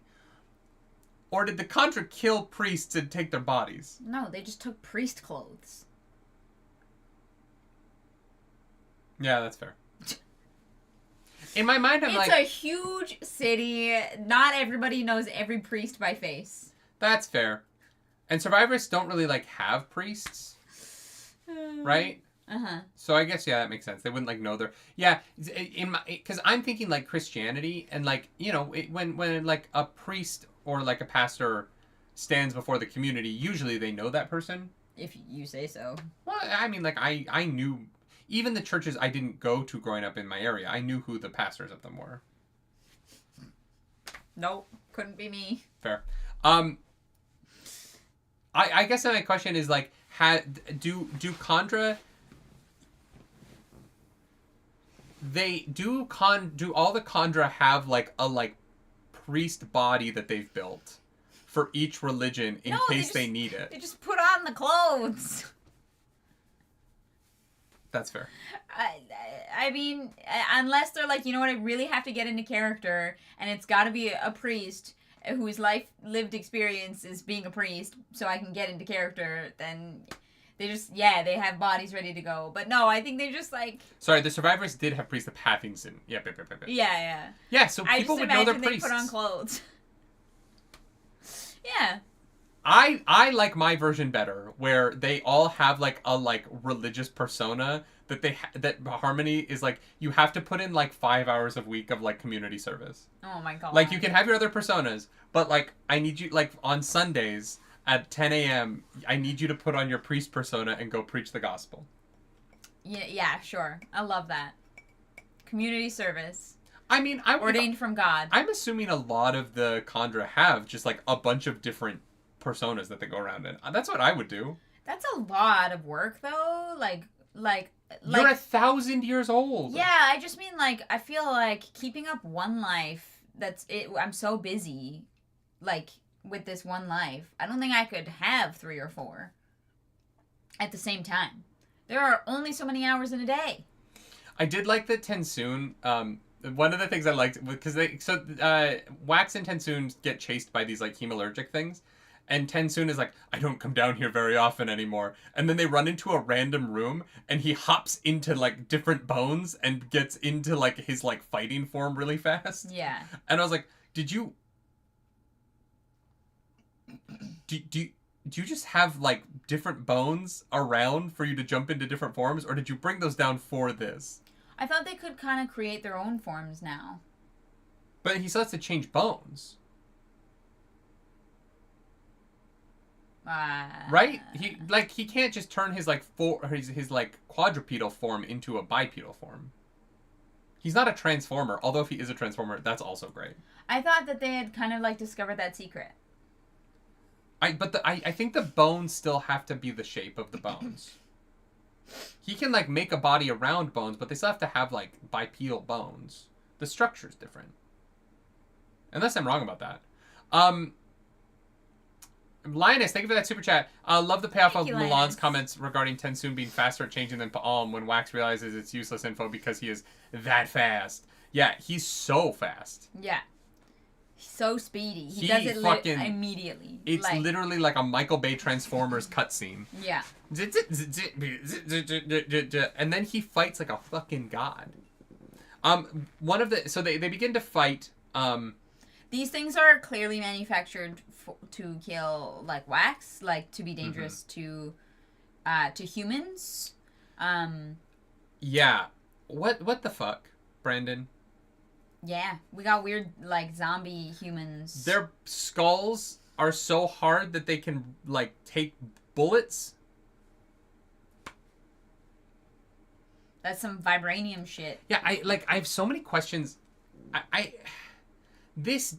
understand that this is explained as being hemalurgic, but at the same time, I don't really understand, like, it seemed like a lot of power for hemalurgic spikes. That, they don't know how she did it. Yeah. Judah Kazaris, thank you for that super chat. Thank you. I like that the squishy body horror kind of Kandra is similar to the Eldritch cosmic horror of biblically accurate angels and their million eyes. Oh, God. Yeah, I see that. Yeah, for sure. That's disgusting. Brother Aramon says, I kind of imagine the hybrids from Hunger Games. Yeah, that was my first thought, too. Yeah, and they do seem similar. They seem like they're the new Kolos. Right? They're simpler, because they only need 1 spike, not 5. Or yeah. 4 spikes for Kolos. Can't remember if it's 4 or 5 spikes for Kolos. But at the same time, they seem like they're very warped, which we haven't really seen a single spike do. Well, it's not that the single spike warps them. It's that creatures made, like, for example, the Kandra, when they only have 1 spike, they go mad. So these things, because they only have 1 spike, are, like, don't have sentience. Like, I think more spikes would actually make them more sentient. No. Why? Because Kandra have 2 spikes and Kolos have 4 or 5. But Kandra are more sentient than Kolos. Like, the number of spikes doesn't increase sentience. The number of spikes brings you closer to No, I'm just saying that, like, how Harmony. the conjure works is how if you take one away, they go mad.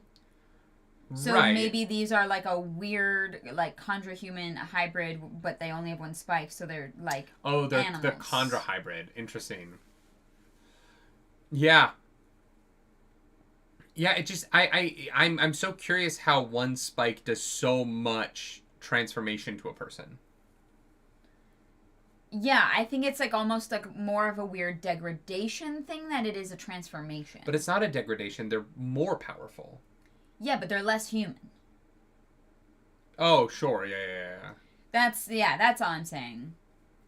It's a special spike. It's a very special spike. I mean, there is a brand new metal, so it probably has something to do with that. Trell. Yep. Slavery. What a reveal that was. Very funny if you haven't watched the audiobook reactions. Oh my god, yeah. Yep, the slavery shard, we found it. I love that for us. And naturally the person screaming about freedom is the one who has turned to the god of slavery. Or at least subservience. Well, yeah. We're never getting away from it on this fucking book club. We're gonna talk about slavery until we die. Forever. So they fight all the things and defeat them. Wax takes out his fucking shotgun and starts blasting. Oh no, wait, Tensoon does take out a spike, and it does have the weird like red stuff. So it's the same weird metal that they find in Pa'alm. Yeah. So whatever new metal they found is has something to do with this transformation. We jump over to Wayne real quickly, who like switches up his disguise and is able to, get away from the crowd. I think he's over there, mates. I'm gonna by myself run around this way. Yeah. Yeah. We get a moment where Wayne realizes who Bleeder is impersonating, but we don't get to find out who because we jump back to Wax. Mm-hmm. Excuse me. They find a crevasse to get back out into the city. And Wax realizes he's climbing through the pits of Hatson. Yeah. And that there's like that there are ATM beads growing there. No, there's not. Okay. At first I thought he was like where these beads of ATM grow, and I was like, grab some of those. No, where they did back in, olden times. Yeah. But now the beads don't grow there, and it is a leisurely climb. Yeah. It's like a bouldering gym. Yeah. Because the holes are so big now that they don't cut up your arms. This was one of those moments where I was reading it and I was like, this is really cool as a Mistborn Era 1 reader. Yeah. This means kind of nothing. I guess Wax is excited about it, so I guess it does mean something in this book. Yeah. I also do love the moment where Tensoon says that Sazed made sure that no one would be stuck down there in darkness. Yeah. That there's always you can always see the light up above. The glowing fungus from Super Mario Brothers the movie. Mario of the Brooklyn Marios. Jesus Christ. It's a fungus. A great movie from 1993. It is a movie. Chapter 22. I want to get to this really quick. Sure. First time theory from Carrion. It was funny, but I'm absolutely convinced Trell is a pseudonym because it doesn't match the naming standard of the other shards. Do the other shards have a naming standard? Yeah, who names them? Do they name themselves? I don't know. That's a great question, actually. Who did name the shards? Do you think that Odium was I am Odium? Or was someone else oh, wow, you seem to be very odious. And he was oh. He's oh, I like that. That works for me. I'm gonna use that one, actually. Was preservation good, nice to meet you, I am preservation? Or did those words come about the way they did because the gods embodied those ideals? I don't know. It also gets into the weird, it is the weird thing of the naming convention of the shards is English or whatever, whatever Cosmere standard is, I guess. Common. And so do there, like, one of the weird quirks of language is that we don't always translate ideas as well as we translate, like, names of objects. Like, it is much easier to find the word for apple in every language than it is to find the word, like... Schadenfreude? Yeah. Yeah, no, Schadenfreude is a great example, right? Yeah. Like, the funny thing about language is that I don't know that every language would have a perfect... like connotation for the like feelings that the shards are sometimes named after. Yeah. Or not always feelings, but the like concepts. Ideas, like the higher ideas. Yeah. And so I do the like... idea of honor is so complicated. Yeah. Right? Oh, I feel like most civilizations I think have a word for honor though. But like odium, I could just picture someone being like, odium, we don't really have a word for that. And so like there's got to be a language where odium's name is like 9 words long. Sure, yeah. You know what I mean? Where they're like, it's one of the things I loved when I was in Japan is we had this incredible translator, Tom-san, who I love. He is the sweetest man. He took very good care of me when I was an idiot. And saved my life. Not really, but kind of. When I would need him to explain something in Japanese to somebody else, the length of time between my explanation and his explanation was very vast. And I would like say something rather simple. And now that I'm learning Japanese, I get it. Like I get why it's so long. But I want to meet the like people whose language, like their word for honor is like 14 syllables. Yeah. Like what is the ukalaki word for honor? You know what I mean? Couldn't tell you. Yeah. No idea. Yeah. Yeah, you and Steve are on the same page. Yeah. Doctor Who reference, we don't have a word for Melody Pond. Fuck off. Such a good reveal. Honestly, that was a great moment. Historical. Yeah. Anyway, it's just an interesting thought now that like we're talking about like pseudonyms for gods, that like where do these names come from? Because they're ideas, and who's translating those across languages is going to be... I don't think the series will ever really get into it. I don't think that languages are going to be a big problem when we get into the bigger Cosmere stuff, because I think it would really bog down the series. Yeah. I'm hoping that characters like Hoyd just kind of bridge those gaps a little easier, so every book doesn't have to have a section where we talk about how the language is a problem. Yeah. Once they all start connecting, I think it'll just be too much. Yeah. But fun to think about now. One of my favorite memes is that Doctor Who moment where it's like when you're hanging out with your with your wife and you get shot by your wife, and your friend who is pregnant with your wife is watching or whatever it is, and you're like, what the fuck? Like, well, and your Doctor Who does some weird shit. Your daughter is your wife. What? The Doctor's daughter. Oh, was played by his wife. Yeah, sure. Yeah. The actress is who David Tennant is married to. Yes. Yeah. I just think that's like, very in that scene. His wife, he doesn't he like kiss his wife in front of his daughter, who's also his wife. Kiss his wife in front of his daughter? Yeah, isn't there a scene where he kisses River in front of his daughter? No, his daughter's only in like that one episode. Is River not in that episode? No. Oh, okay. I'm misremembering it then, but were they married at that point? Yeah, they were married at that point. I believe so. Yeah. Because wasn't that why she got the part? I don't remember. Not why she got the part, but doesn't matter. We are talking about this book. Wax is like, you know what?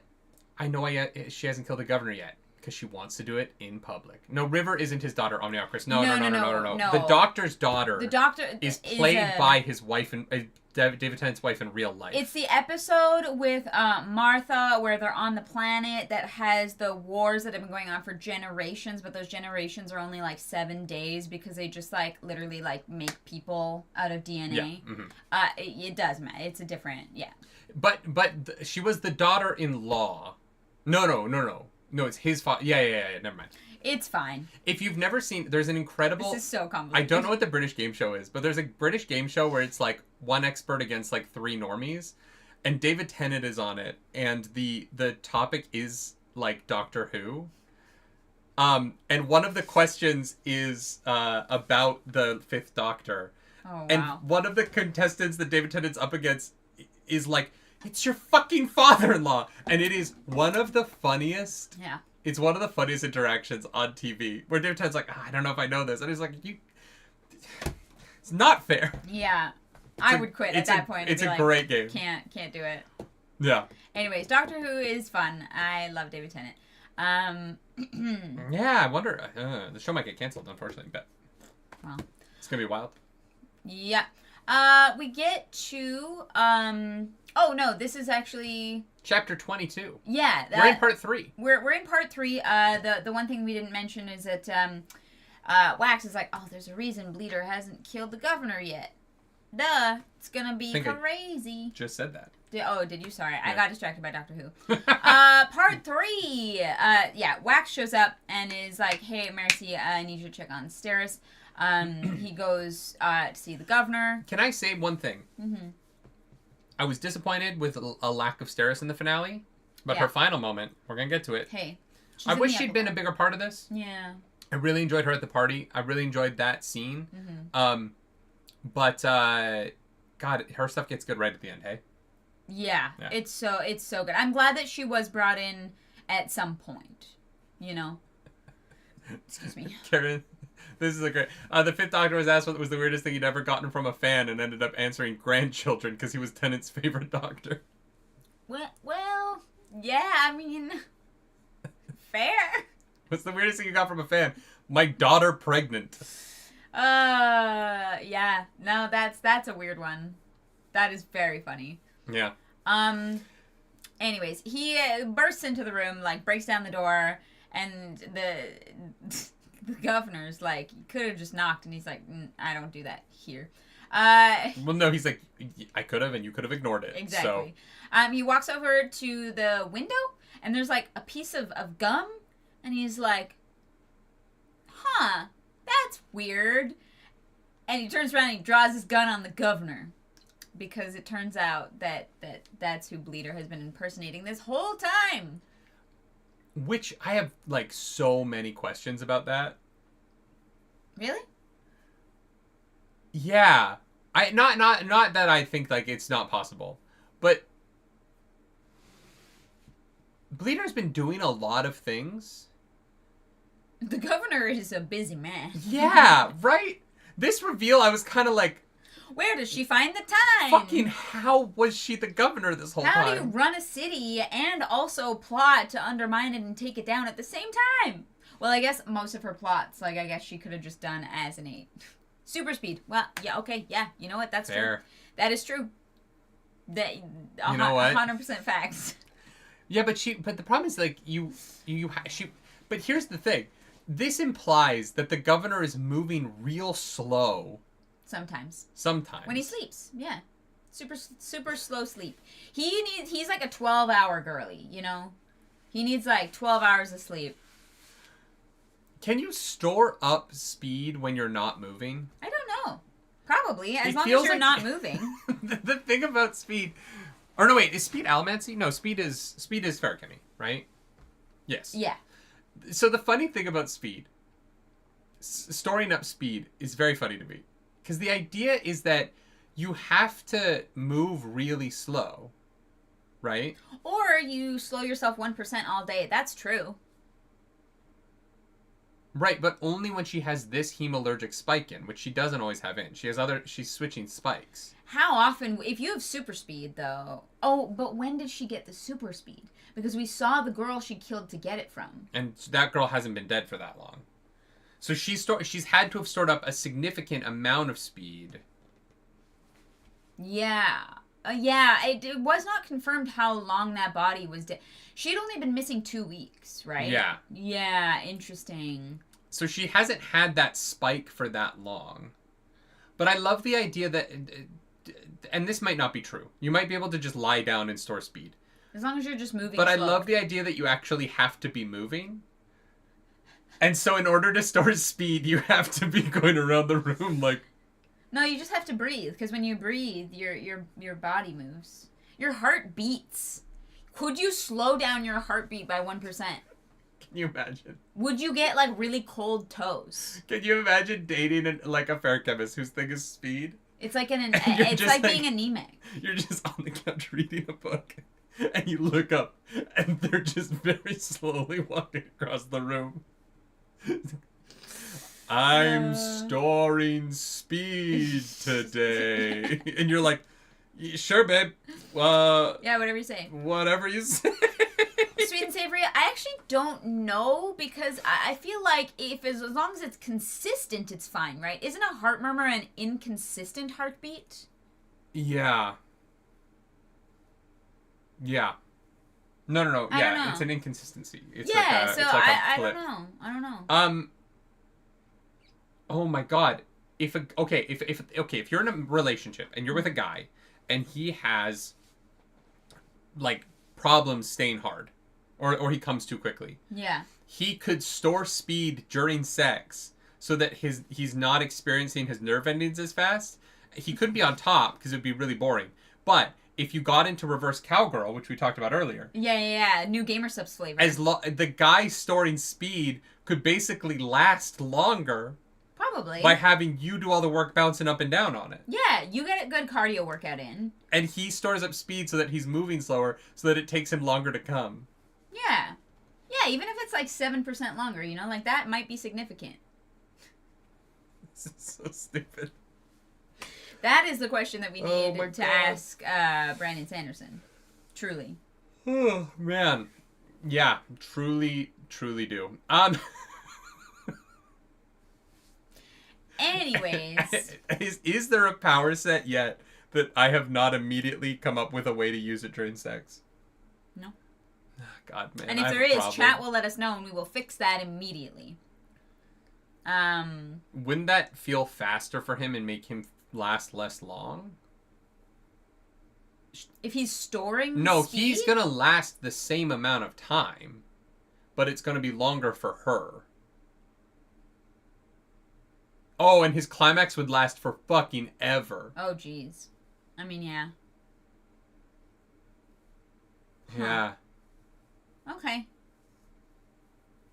Store 100% speed anytime you have to sit down. Well, that's the thing is, Nerdy's like, do you have to be moving? But is there any value in stored speed if you're not moving? Right? Like, what you can't... Even if you stored 100% of your speed while you are sitting, you are not moving, so it's 100% of zero. That's what I'm thinking. Right? This is so wild. That's where I'm like... Yeah. So do you store more speed if you go for a sprint... in slow motion than if you walk in slow motion? Which is the weirdest fucking idea. Oh my god. Yeah, but that's what I think, right? I don't think that you can store speed if you're not in motion. Because I think that it would be a waste of... I think that you would just be storing nothing. Yeah, I don't know. And you could store the speed of your breath, but how much would that actually store? And if you slowed down your breathing and your heart rate enough, would you just die? Ooh, if you slowed your heart rate down by storing speed, would you be able to get hard? Probably not. You wouldn't have the blood moving fast enough to keep it going. Interesting. But then on the flip side, if you are not storing speed, if you're using speed, does that mean you're hard the whole time? These are great clips. Somebody fucking timestamp this. 1 minute 43 seconds. Judah, thank you for that super chat. Just get a walking desk and store speed all day. Yeah. Yeah, but then you're working slower too because your brain is slowed, right? Well, yes. But if you want to be able to do things real fast, you got to be a little slow for a bit. I don't know if Brandon Sanderson would survive that, James Ross. I don't know if he'd still be a member of the Mormon Church when we finish with him. Oh, wow. Anyways. Bleeder is like, you found me. Yeah, ha ha. And Yo! Jesus Christ. Bleeder is the governor. The governor is Bleeder. Yeah. It's a bad, bad time.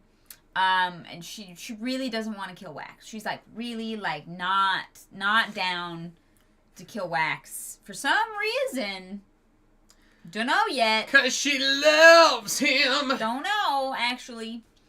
Yeah. So Wax yells for help. And then the guards run in and they attack. No, he's got a gun pointed at Bleeder, and so he starts shooting at Bleeder, and the guards run in. They get really confused because they're supposed to And protect they start shooting at him, and he's like, right, that makes sense. Yeah, but the governor then shoots them, and they get very confused, and Wax is like, damn it, no, they don't get confused. They die. Well, I mean... Bleeder kills all of them immediately. They get confused for a few seconds before they die and bleed out. Sure. Is all I'm saying. A few seconds if they're yeah. And so, oh my god. Wax goes and tries to syringe Bleeder. Yep. But Bleeder is too Kung Fu Panda for him. And so she takes the syringe out of his hand and fucking jerks that shit right into Milan. Who was disguised as a guard and like pops up as a surprise attack. And Milan, and then Bleeder jumps out the window. And Wax is like, Milan, are you okay? And she's like, I'm fine. When we invented this, I made them inject me with it so I would know what it feels like. Yeah. Like, which reminds me, we were just at our friend's house in LA over last week. And she has a taser. Because, she lives in LA by herself. Makes sense. And there was definitely a part of me that was like, should I have Claris tase me for a video? Oh my god. Should I do it just to feel it? Just to know what it feels like. Can't and you then die I was from like, being tased? Yeah. Mm-hmm. And with my history of not having great health, you would be that person. I would be the person that like had a weird heart defect that we never knew about. Oh, that reminds me. I need to make a doctor's appointment. Turns out I have a family history, and I need to get my heart checked once a year. But yeah, there was definitely part of me that was like, oh, fuck, I kind of want to get tased, for a video, for content. For content, yeah. Just no CPR, go nuts. Ha. We learned CPR from Madam Web, you guys. God. We'll be fine. Good lord. I would love if it's like on the news, front page, New York Times, above the fold. YouTuber Nerdy Nightly dies. Wife Claris Polaris says, I'm surprised I learned CPR from Madam Web. Jesus Christ. Oh my god. Just need to have a defibrillator. And then below the fold, it's like, Trump and Musk dismantle government in broad daylight. Nobody does anything about it. Yeah, pretty much. We're living in the past again. Anyways, does anyone know how I can get like a Scottish citizenship? We're already in Canada. We're fine. Are we? For now. We'll see. Things might be fine. Maybe. I just would be down to go live in a castle in Scotland. That's all I'm saying. Look, me too. And then we can have people pay to come, and I'll run D&D games, and that's how we'll make in a money. Castle. Yeah. Do you have a Scottish grandparent? I have some Scottish ancestry. I don't think it's that strong. I think my immediate direct grandparents are both English. Yeah. I have a Scottish great-grandparent. Damn it. One generation too late. Yeah. But all of my grandparents were born in Canada or the United States. What about New Zealand? How can I get a New Zealand citizenship? My great-grandfather was technically Austrian nobility. Yeah? Yeah, before the Nazis. Fun fact. Yeah. Very cool. Matt Turk, you cannot buy a square foot of the Scottish Highland. We went through that. We're not going back to it. That is, we're not doing that again. We got burned by them once, Matt Turk. Okay, where were we? Bleeder jumped out the window. Wayne gives... Bleeder tied Wayne up and left him in the wardrobe. Yeah. Wax immediately assumes it's because she wanted to spike him. His hemalurgy, but it's because she also cares for him. She really wanted to peg him with a metal spike. I don't know. Honestly, Wayne might be into it. Wayne seems like a try anything once I mean, he's kinda attracted guy. to Renette, and Renette feels... Renette would peg him. No, I don't think she would, but I think he would be open to it. But, like, yeah, that's, like, the vibe. Yeah, she definitely owns a strap. Yeah. And, like, what a strap it is. She made a strap. Yeah, and it's, like, it's high-tech. Yeah. It, like, pistons and shit. Oh. Yeah. Wow, okay. Yeah. They don't even have the radio yet. Those self-thrusters, man.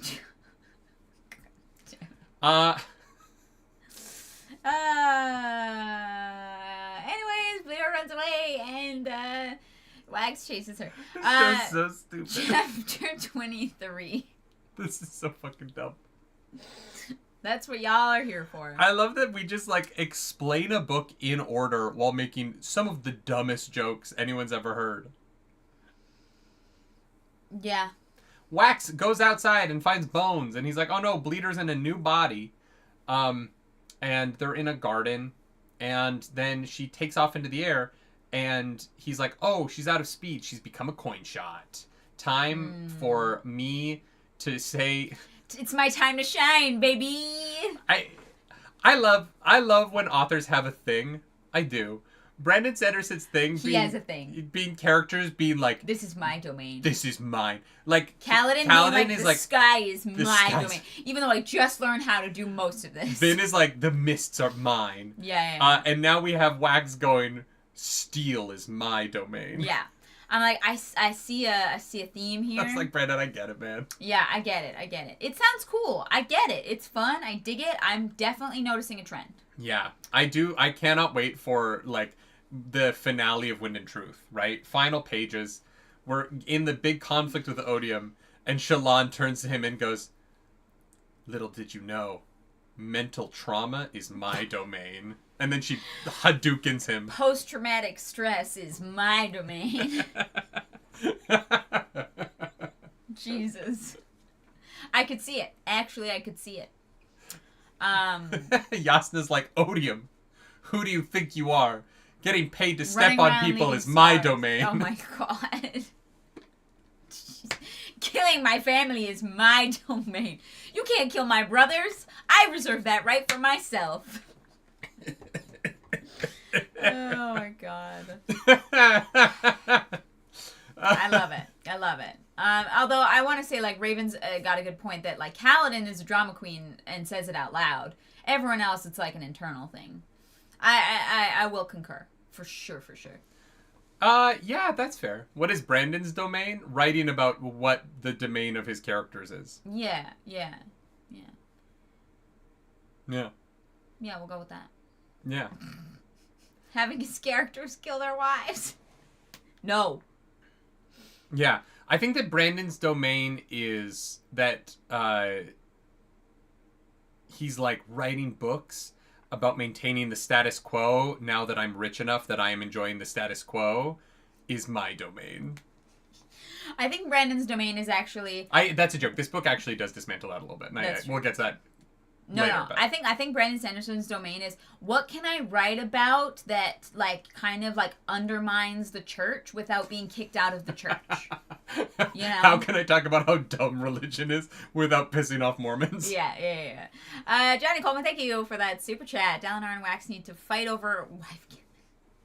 I don't know if they want to win that fight. Technically, Wax didn't. Well... Dalinar killed his wife. Wax did not kill his wife. No, he Wax just thinks killed, he did. No, Wax killed the person he married. No. Well, yeah, she's not dead, so yeah. No, that's fair. Wax did not kill his wife. That's true. She's alive. Yeah. She did it. He did it twice. No, he did do it now. No, she kills herself. He didn't kill her. Oh no, fair. That is no. You're right. She does. She does kill herself. He gently holds her while she kills herself. Oh my god. Yeah. Yep. What? That's what happens. Vasher also killed his wife. Wax does re-enslave his wife to a god. Never marry a Brandon Sanderson protagonist. No, fuck no. Yeah, that's just bad Unless news. the story's already started. Don't marry a Brandon Sanderson protagonist in either the prologue or a flashback. Yeah, okay. But once the stories begin, you're pretty good here. Yeah. Yeah. Hopefully Steris... Steris is safe. Steris is safe. Yeah, Steris is safe. Yeah. But Yeah. Navani, they got married during the book. You can't, if it's it just can't be prologue or a flashback. Yeah, you're good. Yeah. 100%. TV parent kills his wife. Yes, but Brandon Sanderson did like that one. Write that one. I think he was not into that one. He was like, guys, He's like, I've done this before. The internet yelled at me about Lessie. Don't do this. And Rafe went, we're going to do it, Brandon. And he went, fuck. Yeah. I really hope, especially with Perrin going back to Emmons Field in season 3, I really hope we finally pay that off. It's going to really suck if the show goes back to Emmons Field and doesn't do anything with her death. I know. It's going to be weird, man. I know. Kelsier got his wife killed? No. Kind of. No, that is... Kelsier's wife dying... Saying that Kelsier got his wife killed is insinuating that her, like, autonomy in that moment was stripped from her, and it wasn't. She was as much a part of that plan as he was. Oh, I don't mean the plan. I just mean the pits. Right, but like, she got herself there. Do you know what I mean? Like, I think that the idea that she... The idea that he did that when it was her, like, resisting... It was her act of resistance that got her killed.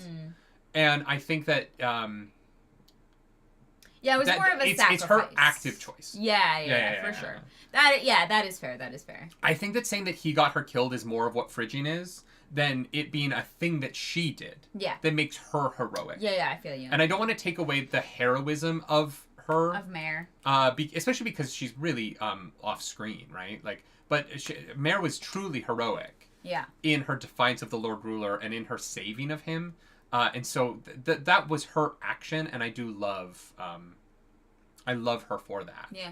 And I think that she's, her death is tragic because of her heroism, not because Kelsier fucked up somehow. Sure. Yeah. I hear you there. Mm-hmm. So then, we cut back to Wayne.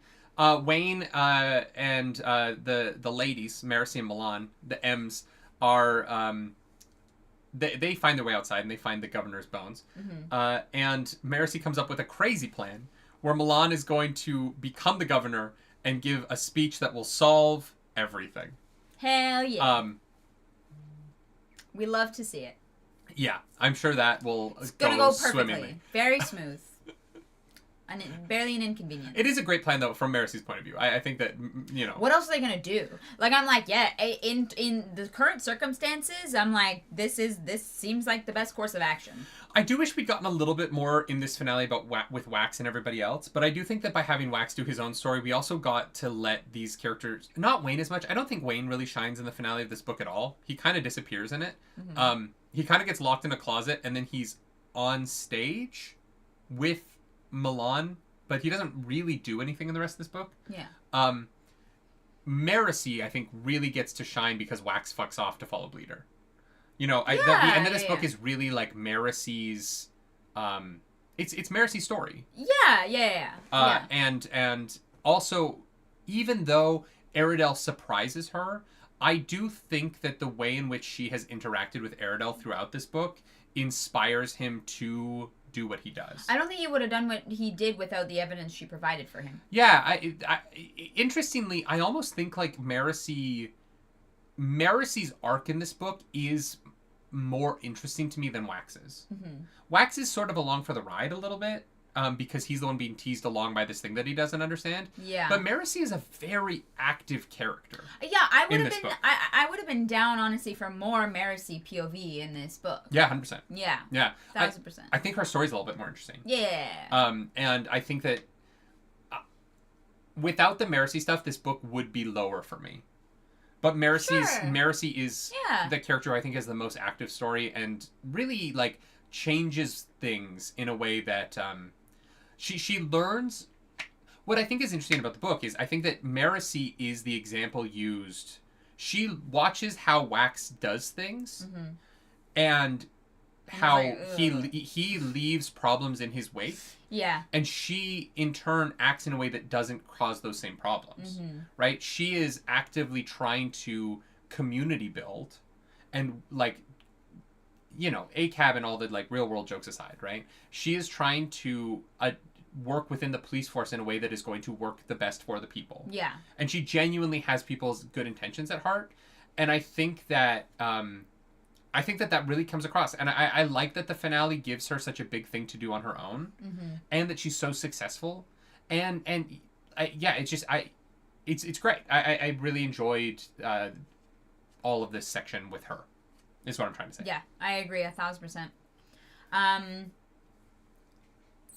Yeah. So they go out into the speech, and they where were we? They don't tell anyone. There's basically just a time jump, and we jump to Maricy's point of view here. Maricy writes a quick change to the speech the governor was going to give. She keeps the beginning in check because she wants to look for the set's people.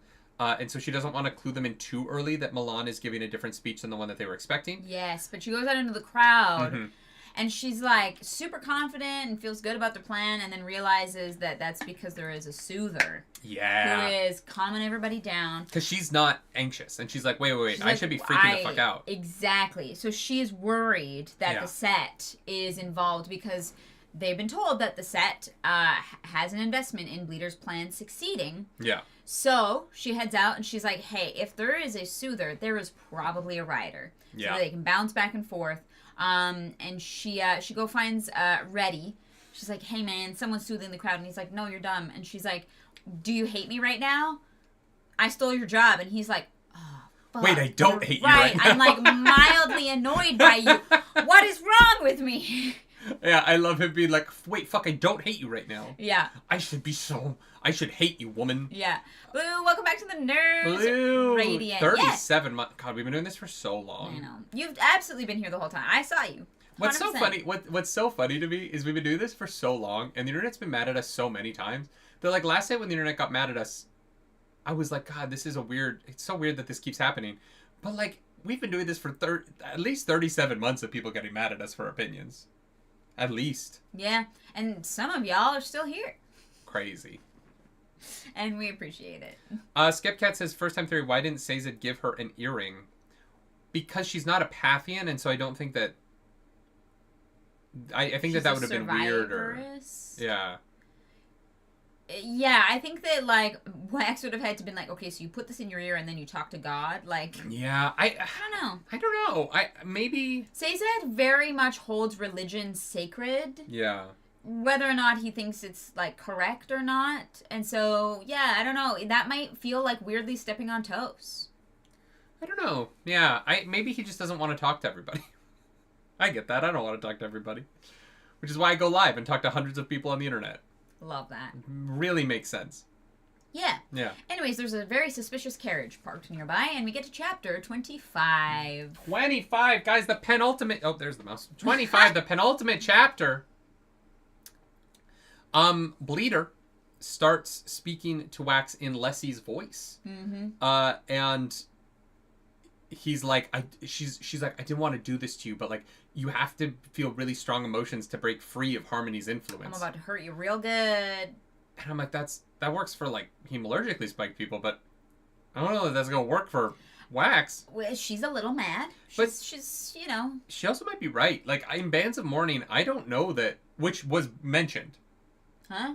The Bands of Mourning were mentioned in this book, and it's the title of the next book. I missed that. What are the Bands? When they go down into the museum of the, like, old shit. Yeah. They specifically mentioned the Bands of Mourning. I missed that. In the book.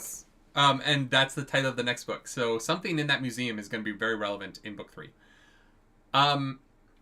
So Wax is going back to the museum. Wax is like, you really, really know, like, Lessie's fucking personality. It's weird. Yeah. It's like, yeah, because I'm Lessie. And he's like, no, I don't think that's it. Yeah, how dare you? You dug up her body and you stole it. How dare you? And she's like, yeah, I dug it up like, yeah, from inside the coffin when I crawled the fuck out. Yeah. They were mentioned together with Sazed's Metal Mind armbands, but clearly separately from them. Yeah. So there's something...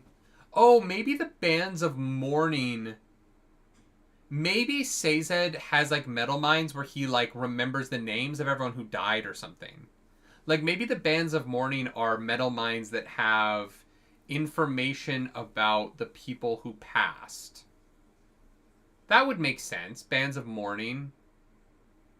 Like Rand. Yeah. Kind of like Rand's list of the women. Yeah. Tindwill's metal mines. I don't know. I don't think that Tindwill's metal mines would have been very... Don't they only work on the person who made them? Clarice yelled from the bathroom, don't they only work from the person who made them? I don't know. Is the door open right now? Yeah, so I can hear you. Wait, when you go to the bathroom during book club, you leave the door open so you can keep listening? Yeah. Our life is so weird. Hey, welcome back. Hey. Hello. Tindwill's metal mines, that's interesting. I guess because Sazed mourns her. I just don't I don't think that, waiting for a loud splashing noise. Yo, that would have to be a heavy dump. Wait, you can hear her pee? No, you can't. You can't. 205. I'm gonna go check.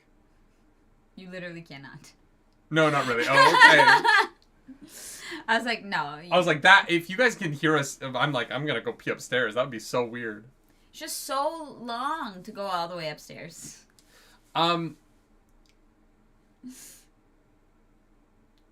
Anyway, the point that I was making. Uh-huh. Tindwill, I don't know what information on Tindwill's metal mines would, A, be that relevant, right? They just can't because... access it, though.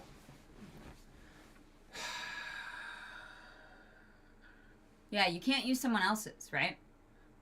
Now, but that doesn't mean that... But they also don't understand how Paalm's hemalurgic spikes work. So, like, just because they can't yet doesn't mean they won't ever be able to. Okay, yeah, that is fair. Yeah. And maybe that's a big thing, you know, moving forward, is like being able to... Maybe Wax takes the metal mines, figures it out, and becomes other god, so that there's there's two shards again. I don't know. Well, there is two gods again, right? Yeah, that's one of those weird things where I'm like, is that actually a shard? It kind of feels like it is. Is it a shard from another planet? Like, coming over to kind of... Yeah, probably. Fuck shit. Well, no, because Trell was mentioned in the histories. So Trell was here before the Lord Ruler went to the Well of Ascension the first time. Right. Yeah. Tindwill had a lot of children, didn't she? Maybe there's a genetic component. Oh, yeah, like, technically, like, fucking... Wax, main character's name. Yeah. Technically, Wax could be Tindwill's descendant. Oh, yeah. Yeah. There's definitely a chance. Because she was a breeder, right? So... Yeah. Yeah. Yeah, it's gross, but, like, it just is what happened, right? No, yeah. Yeah, so maybe by being Tindwill's descendant, he could access her memories. Or Wayne could, or, you know, any of the terrorists could be descended from her. True.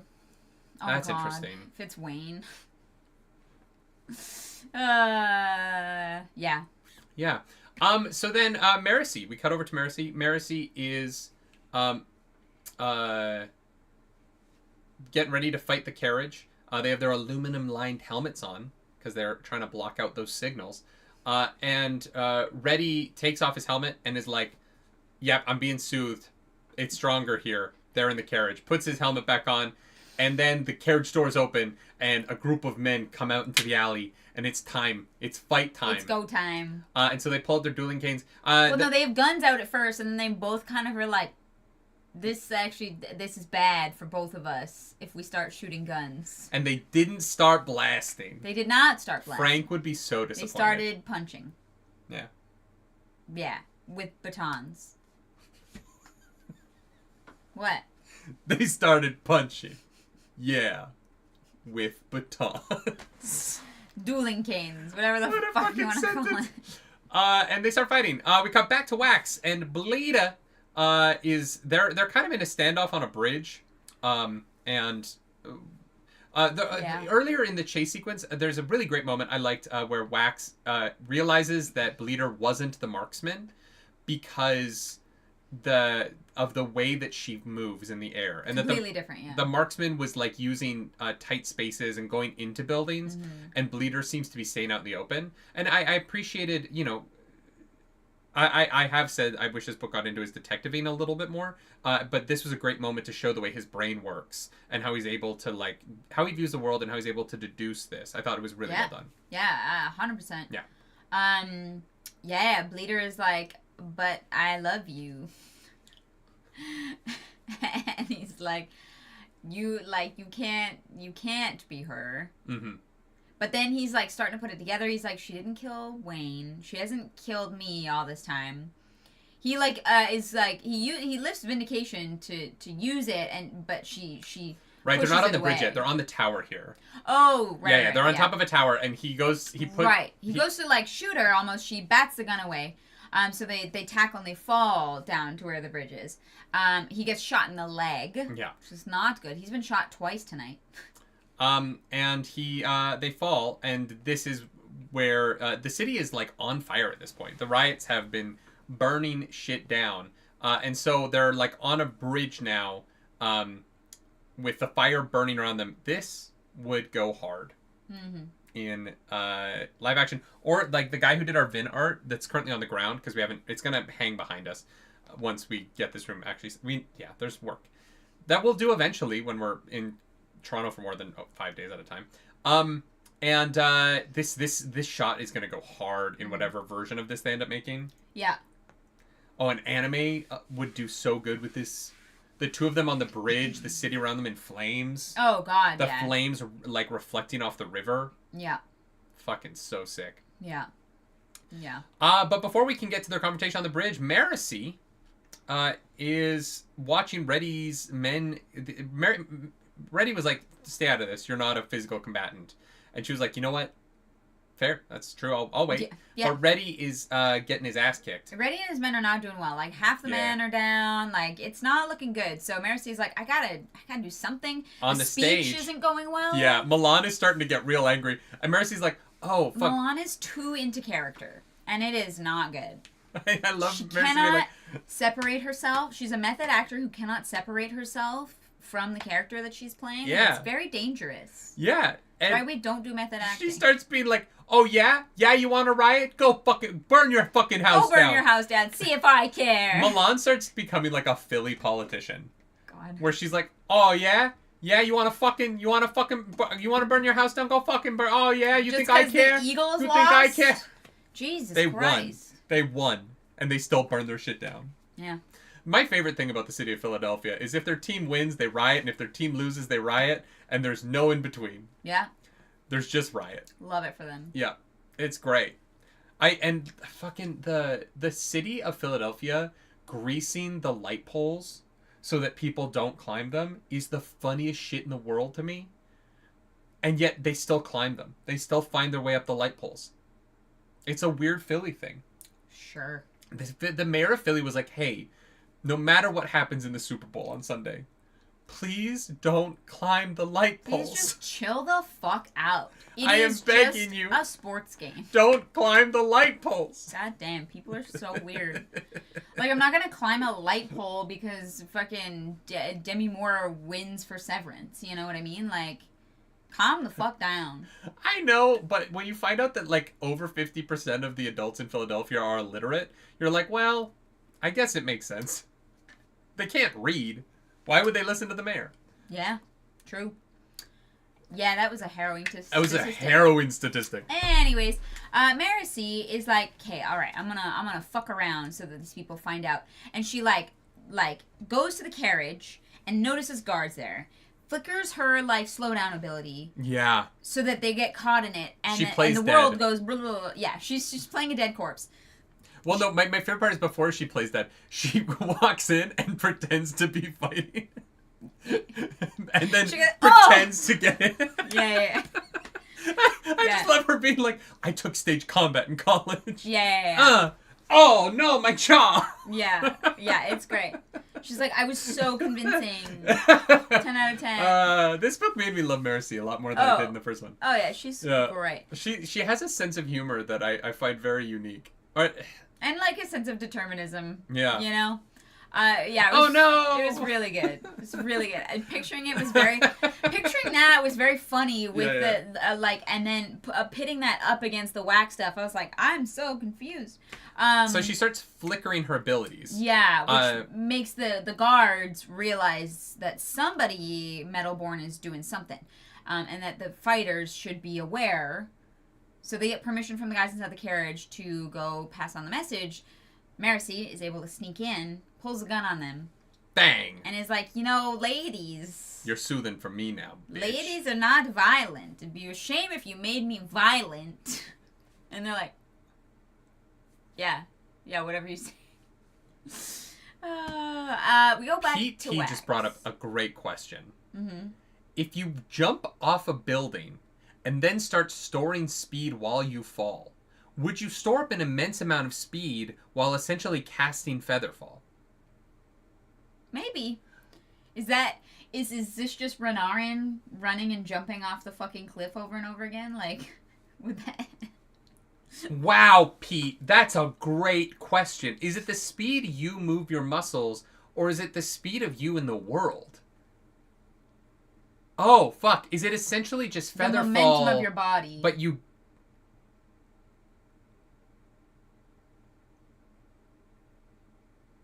That's such a hack. Yeah. That's like a weird video game hack, like in Skyrim where you can just level up by attacking Shadowmere, because he regenerates health. So as long as you don't like hit him hard enough to kill him in one hit, you can just level up your destruction or like single hand. Yeah. But here's the thing, Jimmerus, no, because the car... While you're in the car is moving. Your speed is... You are not moving relative to the thing you're inside of. But when you're falling, you're not in anything. I think it would work. But if it's all relative, would you take full fall damage even though you hit the ground moving at 0.5 miles per hour, creating the most cosmic impact ever?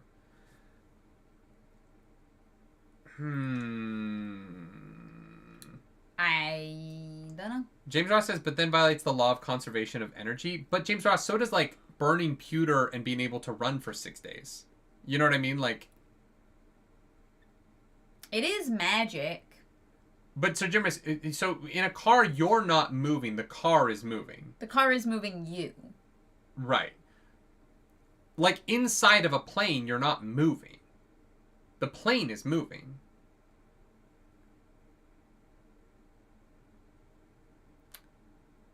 I think it would work. I don't know. We'll have to ask Brandon Sanderson.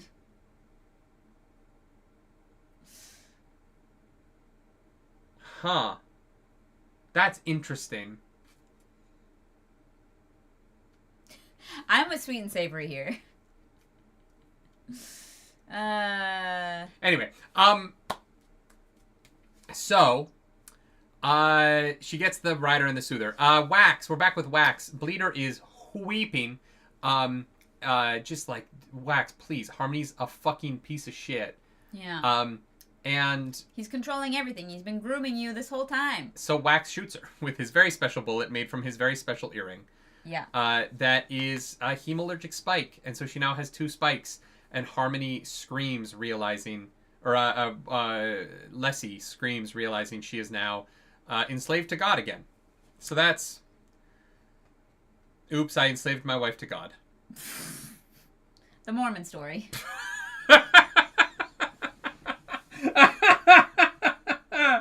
Oh, God. Oh, my God. Yeah. So, obviously, this is the worst possible outcome for Bleeder. Oh, yeah. To endure. Yeah, 1,000%. Then we go back to Marcy, who takes out the soother and is like, you need to soothe the crowd now. This speech is going very, very poorly.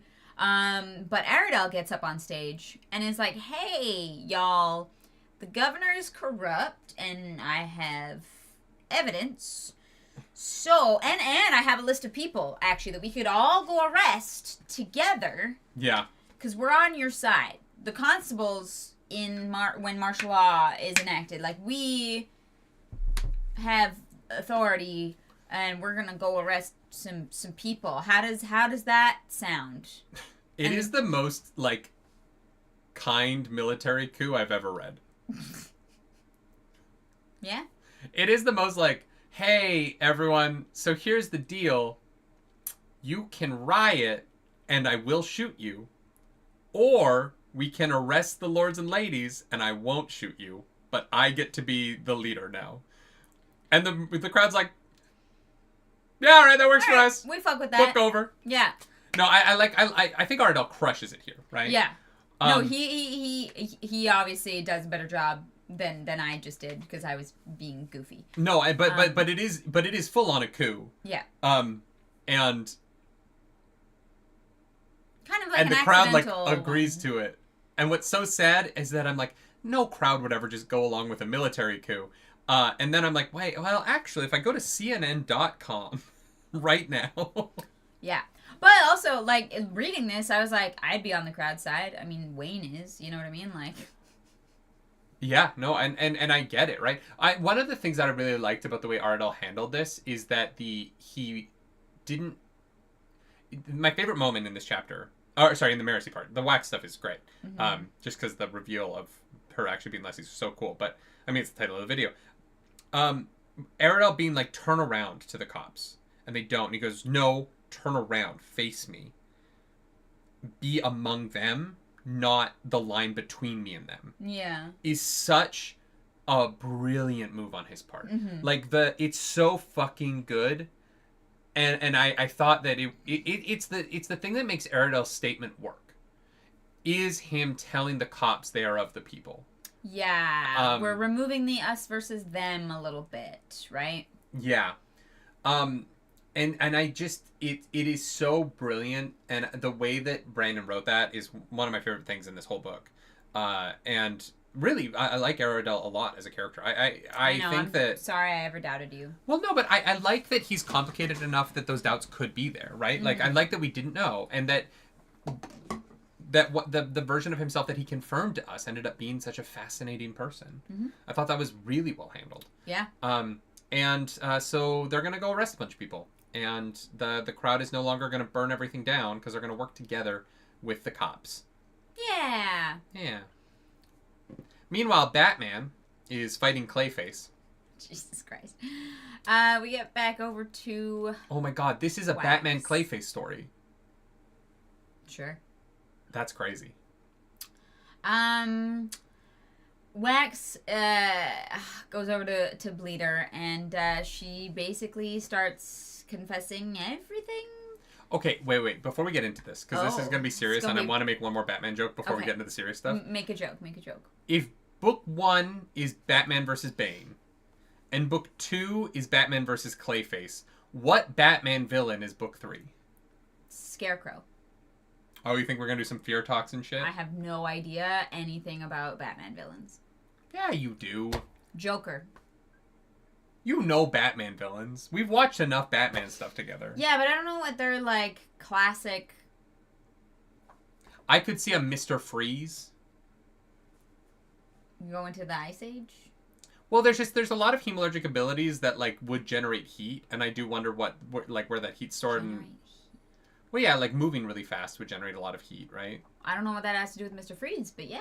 Well, but I'm saying, like, the hemalurgic opposite of that, maybe? Be fun. Is there a Batman villain that stabs people with an unknown metal? Azrael. Zaz. Great. Zaz stabs people a lot. Great. Penguin. It's just boss? Danny DeVito. The next villain is just Danny DeVito. Anyway, God, I want Danny DeVito to come back and be the Penguin in, like, the new DCU. I want fucking David Corenswet Superman to have a scene with Danny DeVito's Penguin. Jeez. Okay, serious time. Bleeder is killing herself. And while she is dying, because she'd rather die than be under Harmony's control again, she's like, yeah, I was Leslie the whole time. She says the first thing that Leslie ever said to him. And he's like, I've been in love with Bleeder this whole time. Martha! Where's Rachel? Oh my god. Yeah. He finally realizes that he was in love with the Kandra. Yeah. And she was there because Harmony put her there as a bodyguard, and then they fell in love, and it got messy. That's why you never fall in love. Always messy. I'll never fall in love again. Minus, welcome back to the Nerds Radiant. Nerdy quote I clipped on Discord. Why make a prologue about Leslie? What more do you really have to do there? What more is there to be mined? At the time, that's what I thought. Yeah, you know what? That's why the reveal is so good. I didn't expect Leslie to have been a Kandra the entire time. Mm-hmm. Which, like, I'm not gonna lie. It was all along. Leslie loved Wax. Yeah. Wax didn't love Leslie. What do you mean? She was never honest with him. She didn't know him. He didn't know her. That's not real love. Love built on lies, not real. And I feel bad for Wax because he was used and manipulated. Yeah. But the thing that bugs me about this final interaction just a little bit, not in like a writing standpoint, I think it's written great. But from Leslie's perspective, is her being like, no, I loved you. And I was like, no, you were never honest with him. And I know she couldn't because of God. Like, I get that. But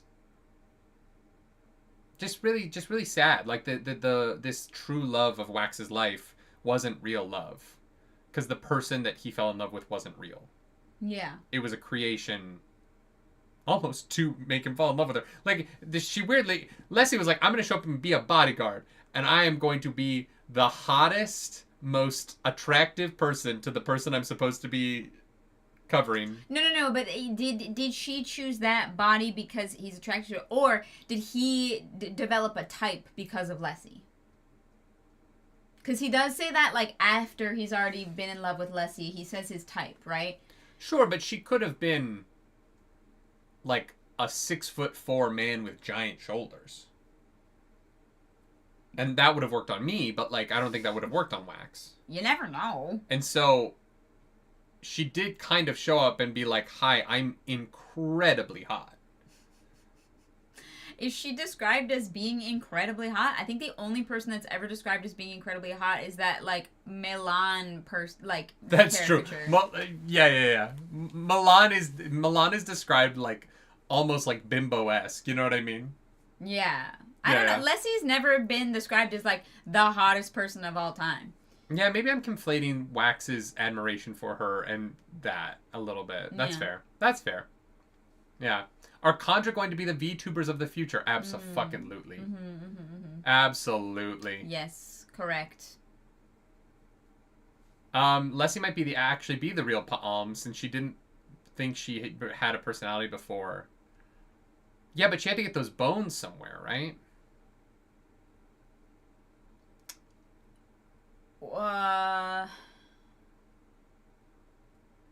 Like, Pa'am took a person's body who died. No, they can create bodies now. I thought Pa'am wouldn't. I thought that wasn't Pa'am's thing, though. I thought Pa'am was, like, always in somebody else's body. I mean, she is, like, great at that. But I don't actually know if Leslie was a body before. Huh, interesting. Anyway, this is tragic. So he holds her so delicately, and she kills herself to not be a slave to God. And I get it. And then about an hour later, Tensoon finds him and kind of explains what went down a little bit. And is like, yeah, Harmony did send her. We didn't tell you because we thought that it would be bad. Or Harmony said it would be a disaster if you had known about it. And Wax is like, well, fuck Harmony then? Like, yeah. Fuck that guy? Which, fair. I would feel the same way. Honestly, I really feel like Seiza should have just sent someone else to do this book. And been like, hey, Wax, stay out of it. I mean, yeah, probably. But But they wouldn't have been able to do it without Wax. It would have been a disaster, so... Yeah, I mean, the other Conjure are apparently kind of fucking useless, so... They're doing other stuff. I don't know. I don't know what. The city's fucking on fire. Judah, thank you for that super chat. Imagine if one day Wax wanted to have kids with her. Conjure would be able to have kids, right? No. But she could probably fake being pregnant and then find a child and take it. Oh, that's so dark. Like, Wax misses the birth. She finds an infant and is like, it's mine. Can you imagine spending 9 months being like, okay, how much should my belly grow this morning? Yeah. Oh, well, they did it on Glee.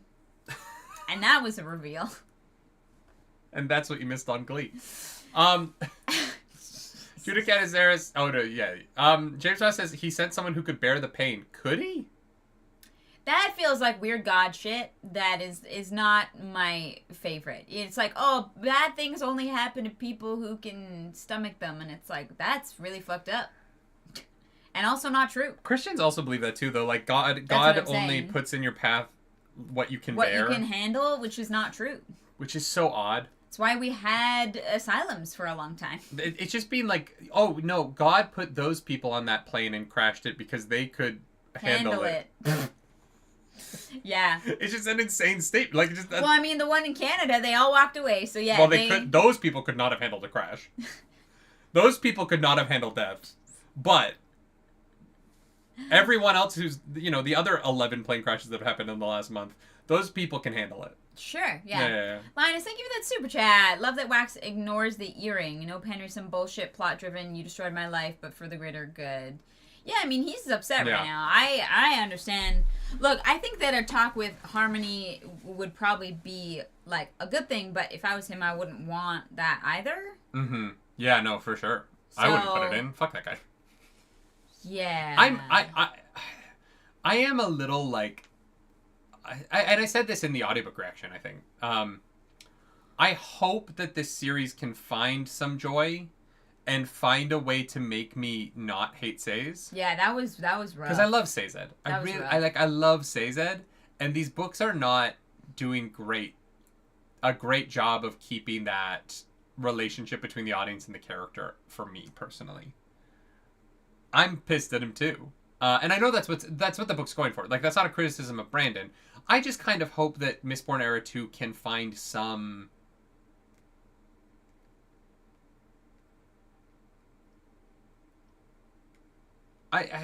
positivity? Well, it's just... The sacrifices at the end of Mistborn Era 1 leading to a world that just falls apart and is awful because Sazed sucks at being a god is just sort of a depressing future for that world. Look, the world isn't the best, but it's better than what they had. I mean, it maybe was, but, like, is it going to be moving forward now? Right? Like, the fucking city's burning, and it's the only city they got. They haven't moved anywhere else. And at the end of the book, Ardell's like, well, they're going to get out. Like, no one's actually going to prison for any of this. And I was like, really? Still? All right. Yeah, what the fuck is it supposed to do about it? Not like fucking have his agents lie to Wax and then have Wax kill the agent that he loves so that he can be a fucking like mouthpiece for God. But that's the problem is the intervention. Like he's like Sazed can't intervene. He needs to do less. But he did intervene. Yeah, he needs to do less. Sure. Yeah.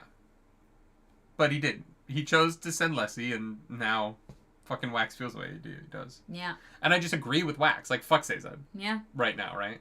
Yeah. We get to the epilogue, where there's a fucking party going on. Yeah. And Wax is just sitting there by the fire, not talking to anyone. He does not give a fuck. Steris is playing... Best girl. Yeah. Their marriage has been... They're not married yet. No, their marriage has been... postponed. Postponed. Because he just found out the love of his life died in his arms again. And... It's weird that it happened twice. He's told her about that, right? He's been honest with her about that? Probably. I feel like he has. Yeah. She knew too much going in. Yeah. But do you think that he told her about Leslie? I think so. I don't see why he wouldn't. Yeah. Interesting. And it's just fucking sad. Like the end of the, I enjoyed this book. The end of it is a downer. It's sad. It's real heavy. Wayne like tries to cheer him up and is not good at it. Marcy is like, hey, here we pulled this out of your dead wife. And he's like, why are you showing me the medal that was inside of my wife? Look, what the fuck? Important information because it's a brand new medal that doesn't exist, and Sazed also doesn't know what it is. Well, and I think that Marcy is trying to put a like mission in front of him. Yeah. I think she's trying to not cheer him up, but trying to like give him purpose. And so it's this medal with like red dots. Yeah. And they don't know what medal it is. Harmony doesn't know what medal it is. So it is what it is. Mm-hmm. And so Marcy goes back to the station and is like, hey, Ardell, what's she doing? And he's like, well, I don't want to be governor. And she's like, yeah, but you kind of, like, you have to be. Or else, like, the corrupt people are going to run shit again. And he's like, fuck you. Yeah. Fuck you. All right, fine, I'll do it. Who should be the fucking next leader of this fucking cop bullshit? And she's like, Reddy. And he's like, but he hates you. And she's like, yeah, but he's good at his job. And we were kind of like, is he? I don't know, yeah. I'm like, he didn't know he was being soothed. We were on the same page. We were both kind of like... Is he good at his job? I actually don't know. If you say so. And, like, when the carriage fight's happening, he just... Like, I guess he went in and got his ass kicked so that Marcy could go solve it. Sure. Yeah. I guess. I don't think that Reddy's the right guy for this job. He holds grudges. He's just the only person that we know by name. He's the only named character. Yeah. So we're gonna give it to him. Yeah, I was literally like, what? What was Reddy, like, what did Reddy do in either of these two books that tells the audience he's good at his job? He's always, it's only weird to me because he's, like, super antagonistic towards anything. Like, yeah. he is super highly aggressive towards civilians in certain situations. He has bad ideas. I was like, I don't understand why you would give it to this guy. Yeah. Seems like a bad idea. Yeah. Maybe he steps it up. It's fine. It was just very funny that both of us kind of went like, Huh. Okay. That's a choice. Sure, that guy. Who should it be? I don't know. The one whose name I know. Yeah. Yeah, exactly. And then we kind of get the like harmony conversation between Milan and Marcy. Because Milan walks into the room and is like, hey guys, do you know how to tie a belt? I am trying to Jeffrey Epstein myself. And what? Nothing. Scuffnandy, thank you for that super chat. Give the job to Gentleman Jack. Hey, Gentleman Jack could do it. Gentleman Jack would crush this job. Sure. Come on. Babe, come on. You know who Gentleman Jack is. I really don't. The only Jack I know is Sparrow. He climbed that one mountain. What mountain? I don't know. It's in the book. What book? He's the Gilderoy Lockhart guy. Oh, I was like, sometimes I'm like, did you do the reading? But the Gentleman Jack part, I know that you did the reading. Yeah, but you now, were sitting next to me now while we listened to it. I think of him as Gilderoy Lockhart. Oh, so okay. I got that makes sense. Yeah, who is a better story than Bran? Bran the Broken. Yeah, give it to Reddy. Sure. God damn. Yeah, Milan, is like, I'm gonna kill myself, and they're like, wait, you have to testify. Yeah, you gotta say that you did all this shit, and she was like, look, I will not be the conjure that sets a precedent to be a fake witness in a trial where people are convicted. There are many things I will do, but lying on the stand is not one of them. Yeah, we swear on the Bible in this house, yeah, you know? It's the Book of Founding. Just put her hand on it. Book of Founding. She's like, I'm not going to do that. That's a really bad idea. And Marcy's like, you know what? If I had thought about it for a minute, like, I kind of see your point. Mm-hmm. And so, yeah, they're going to find the governor dead. Aradell's like, I'll come cut you down in like 15 minutes, okay? But there's definitely going to be conspiracy theorists that are like, he did not kill himself. Yeah. Why did he have a belt? Yeah. Why did the guards? Should've taken that away from him, okay? Yeah. And so Arendelle teaches her how to tie a noose out of her belt, which is so, like, hilariously dark here because she's not going to die. And he's like, do you know how to make it look like you've been suffocated? And she's like, yes, unfortunately. Yes, I am well aware. I do. It was a great line reading by Michael Kramer. Oh, it was fantastic. In the audiobook, yeah. I do appreciate that, like, because, like, the wax stuff is so sad that we had moments of levity in this. Because otherwise this would have felt like a really downer ending. It still is kind of a downer ending, but there's other stuff going on. But Mercy's stuff has purpose and motion to it. I agree with that 100%. Yeah. And she's going to research Trell, the name of the god, maybe, thing. That used to be around. Trell. Linus, thank you for that super chat. Milan not lying on the sand here stands against Paalm's confessing to destroying the dam, huh? No, but Paalm did destroy the dam. Yeah, I mean, Paalm did that. So, I mean, I guess she lied about her reason for it. So, yeah, Paalm did lie on the stand about her reasoning, but she did do the destroying of the dam. Yeah, she did the deed. Whereas, like, Milan is like, I was not innate writing those letters, and so I'm not gonna say that I was. That seems weird. And then we cut back to Wax, who sits by a fire. Mm-hmm. And then Steris comes over and sits down next to him. And then she puts her hand on him. And then eventually he turns. He's like... and it just ends with weeping. It's like, damn, what an end. That was basically me at the end of The Hero of Ages. Oh, yeah. Just weeping. Linus was talking about her impersonation in the legal system. Oh, the impersonation. I mean...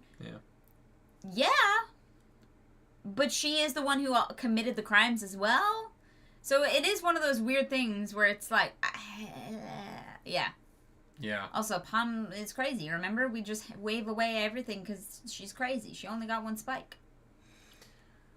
Yeah. Kevin says, did you guys react to the Hero of Ages ending? I don't think we did. No, we did not. We were not doing audiobook reactions. As much then. In the same way. Which is truly tragic. Like that would have been such we were crying so hard. Crazy reaction. I did post a video of me crying. Oh, but it might have been an Instagram story. Yeah, I think it was like a story. Yeah, no, this is a good book. You know what I mean? Like it's like a B plus to me. You know what I mean? It's good. I enjoyed it. I think that, like, I would put it above, like, Elantris and Warbreaker. For sure. You know, I think that it's, like, a little, it's kind of in that, like, this is good. It's not amazing. It's not bad. It's just, it's right down the middle of a Brandon Sanderson book for me. Yeah. Yeah. Yeah, for sure. And I think that, that's just kind of how I feel about it. I enjoyed it. Mm-hmm. Me too. I had a good time. It does feel like it's like the middle book where it feels like there's a thing to get to next. So But it also kind of doesn't in a weird way because Leslie's dead. Oh, really? Like, I know we still have to deal with his uncle. Like, the set is still a problem. But in a weird way, this very much had sort of a, like,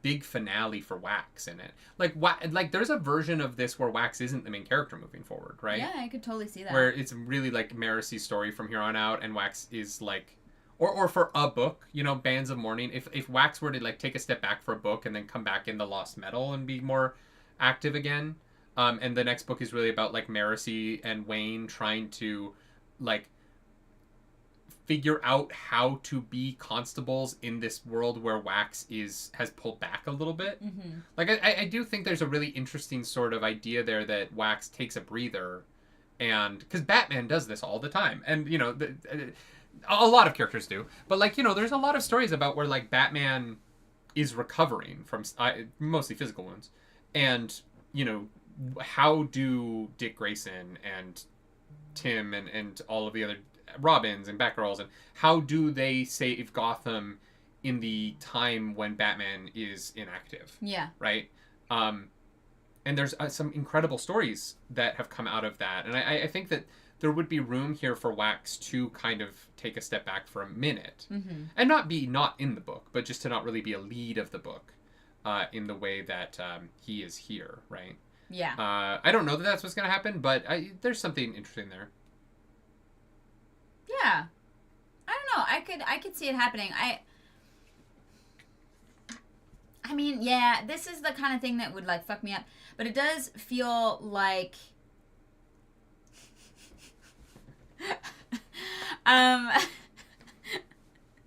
it does feel like... What was I about to say? Oh, my God. It does feel like this also could be a negative motivator for Wax. And it really could go either way, right? Wax might be a little too... gung-ho into it because he's very upset with Harmony, or he maybe he'll focus on his marriage and planning his wedding. That would be a beautiful thing to see. I hope we get their wedding. I please. I think that Brandon Sanderson. I think that Steris is the right person to pull Wax out of this. Yeah. In a way that, like, I don't think Wayne could. Oh my God, Guillermo Barros, thank you for gifting 10 memberships. Yo, thank you so much. Hell yeah. That's fucking, wow, thank you so much. We reacted to, like, most of the end of this section, so if you haven't seen those yet, now you can. Yeah. Enjoy. Thank you. I'm actually kind of happy we're not doing a full book recap after this one. Sorry for the delay, Guillermo, you don't owe us anything. You never apologize. No. You're too sweet. No. You're beyond kind. You're wonderful. Yeah, there's never any expectation from any of you. Like we always say, this is free content. The fact that anyone gives us anything for this is crazy, and we're so grateful.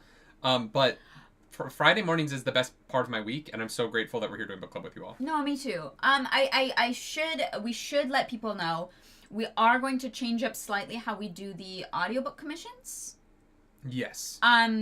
Oh yes. So we're not going to do them on PayPal anymore. No, for tax reasons. Yeah. We are going to have a thing that you can purchase through our merch store through Fourth Wall to get commissions. It will still go through the mods. It will still go through all that. So we're going to set up Fourth Wall just to have, like, audiobook reaction, and you buy it. You can also leave a note when you buy things that says what chapter it's for, so that we can obviously double check with the mods and make sure that that's all fine and dandy. But yeah, just for tax purposes, just like random money coming into PayPal looks weird, but like through Fourth Wall is at least through like a retailer that, like, it seems like it will keep things less complicated on our end. Yeah. And this way you will be able to make those purchases with different methods and not just PayPal. Yeah. Right? If you're a person that's like, I don't use PayPal, which fair, then you'll be able to pay for those however you wish. Yeah, it's just it's some we are currently getting audited, and so we are trying to that it's the most stressful thing I've ever been through. And I think that it does mean though that HST will be on there, so we'll have to take a look. That is why we have to do it. Yeah. So we'll let you guys know. Yeah, we're just trying really hard to run a company properly, and we're doing our best. We're doing our best. We are doing our best. Clarus, let's do high-low. Yeah. All right. We commiserate over each other's lows, celebrate each other's highs, because this is the thing that my family did to become closer when we blended. When my mom and my stepdad got married 20-some odd years ago. And so Clark's going to do her high, I do my low, she does her low, I do my high, because here we complement sandwich this beach. Hell yeah. Clarus, what's your high?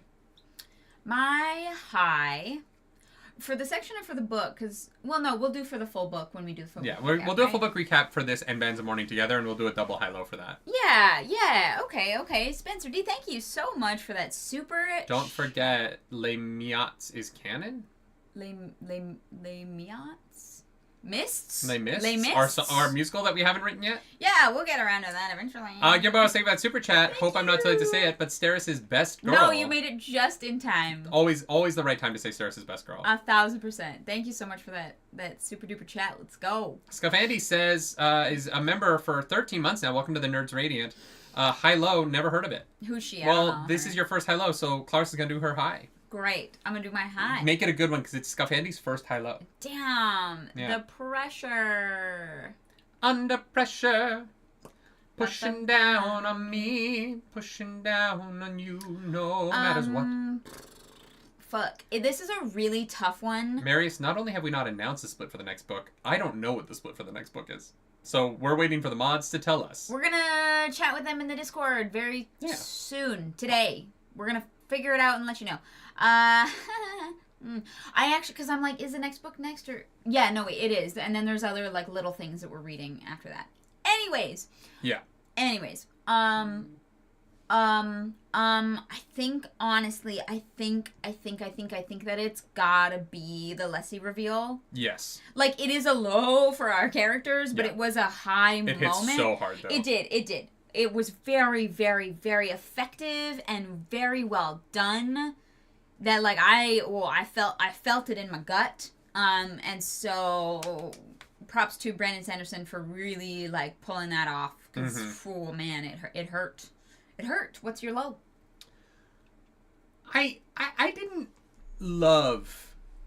I understand the, like, ooh, that's a name I recognize. But I didn't love the, like, we're walking through history museum section. It just didn't really... It didn't really mean much. It was just sort of like, oh, that's cool. Oh, that's the Pits of Hathsin. I don't know. It's not really a low because I still liked it. Yeah. But it was kind of the only thing in the section that I was like, it feels like Wax could have been like doing stuff with in his world. Mm-hmm. But I like it because like the information about the Pits of Hathsin never being dark again, like stuff like that I do like. Yeah. And so it's a weird. It's not really a low in that it's bad written. But in an ending of a book which I think is generally very strong, it was the only thing that just like I would have liked it maybe earlier in the book or like I don't know. I just was kind of like, this feels a little bit too like, I don't want to say theme parky. I said that last night during the Wheel of Time reaction. But it just felt a little bit like, here's something from the first series. Here's from, you know what I mean? Member berries. Yeah, it's just a little bit. But again, it's not really a low. It's not bad. It was just sort of, if I had to say a low for the section, it was the only moment where I was like, oh, okay, yeah, like, I guess we're here. Wax is, like, not interacting with the story right now because he's crawling through... It's your low, but it's not really that low. Yeah, and the fight there's cool, so, like, yeah. Yeah. I just don't really have a low... None of this section really was not great. Like, it was kind of... I think that this third week of reading was the best part of this book. Yeah. So, like, I don't know. I don't really have a low. I guess if I had to, it would be that. Yeah. I think my low is I was expecting, like, Wayne's stalking to, like... be relevant towards anything in this book. I mean, Wayne isn't really relevant at the end of the book. No, he's not. He kind of just is like, hey, your dad invented the light bulb or whatever. Oh, we did talk about that moment. Yeah, that moment was nice. Which was great. Awesome. And it was wonderful. It didn't really affect the plot. Obviously, it was just like a nice aside. But I'm like, feel weird. I don't know why that scene was like there because I was expecting her to maybe show up, like he like saves her like in the crowd in the mob or something like that. I just thought there would be some kind of relevance, and there wasn't. I was like, oh, it just feels weird, and I think that was my own expectations affecting it. But I want to actually retcon my low. No, it's Wayne. I didn't realize it until this. Wayne does nothing in this final act.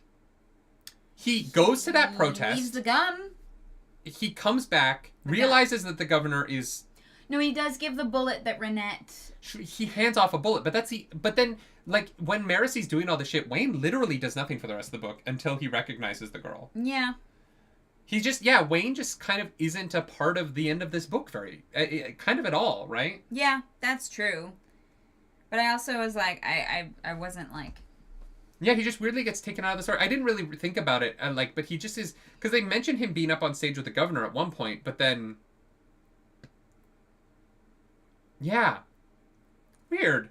Yeah. Wayne just kind of disappears from this book. It's strange. What's your high? I hate when we have the same one, but like it's the Leslie reveal, man. Yeah. Like that hits so fucking hard. It's too fucking good. And I just couldn't. Yeah, it just was so good. Mm-hmm. And like, it. Yeah, it's just it was I did not expect it at all. Mm-hmm. I had not one part of me was like, oh yeah, Leslie was a con for the whole... Like, that just so far from my mind. Yeah. And it hit so hard. Mm-hmm. And it's one of the reasons why, like, when people are like, well, Leslie gets fridged at the beginning of the first book. And I'm like, you don't know what this whole story is. And like That's what we do. Yeah, but people accuse me of that.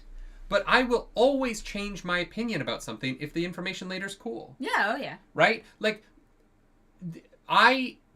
people are like, you talk about it in the moment. Why don't you just wait for the story to be revealed? And I'm like, because I'm doing a reaction and I'm telling you my feelings as it's going. Mm-hmm. And then I'm telling you my feelings as they change. Mm-hmm.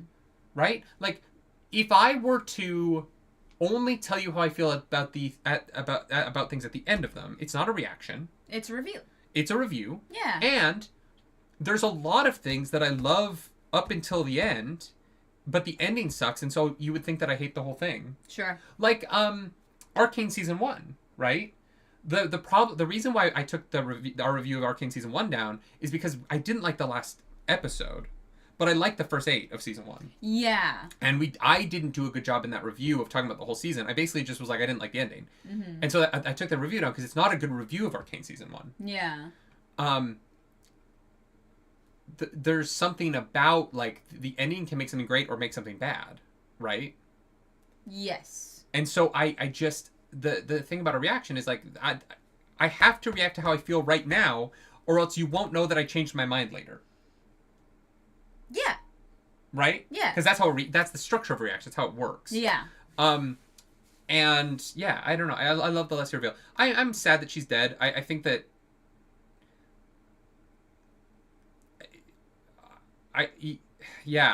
I'm really curious where this narrative goes in terms of like cultural movements within Mistborn Era 2 and yeah, there's a lot ahead for these characters, and I'm excited to see how that goes. Yeah. But for now, like I like this book. You know, I preferred Aloe of Law. I thought Aloe of Law was a stronger book. Mm-hmm. But I don't dislike either of them. Weird. I was watching a review the other day, and for something else, and just out of the blue, the author was like, "Yeah, it's like how Brandon Sanderson books started to suck with Mistborn Era 2," and I was like, it was such an interesting opinion because I was like, these books don't suck. They're very different and they're not fantasy. And I think that if you're like a fantasy reader, and these don't really feel like fantasy to me. They're different. They not feel like poorly sci-fi. Written. They feel like you know, science fiction in a way. Just because they're of the electricity and you know, it's like, what if our science fiction? It's more like the kind of science fiction that's about like, what if our technology had gone a different path? Yeah. Rather than being far in the future. And so I understand why you might not like the genre, but like, these books don't suck, and the vehemence in their opinion was very strong, as if it was like a widely held opinion that Mistborn Era 2 isn't good. Yeah, I'm kind of surprised. Yeah, just because something is different doesn't mean it's bad. Yeah, and like, I don't think this book is like the fucking greatest thing he's ever written. Yeah, that's Oathbringer, or Hero of Ages. It really is between, like, yeah, it's a weird. But it's a weird opinion to me to say that this book is, like, terrible. Yeah, no, because it's not. Like, it's really not. Like, the worst opinion I think I could level at it is that it makes sense and it's super readable. Like, that's the worst thing I would say about it. Sure, yeah. You know? Yeah. Oh, no, a tragedy. But, like, I've read, like, actually terrible books.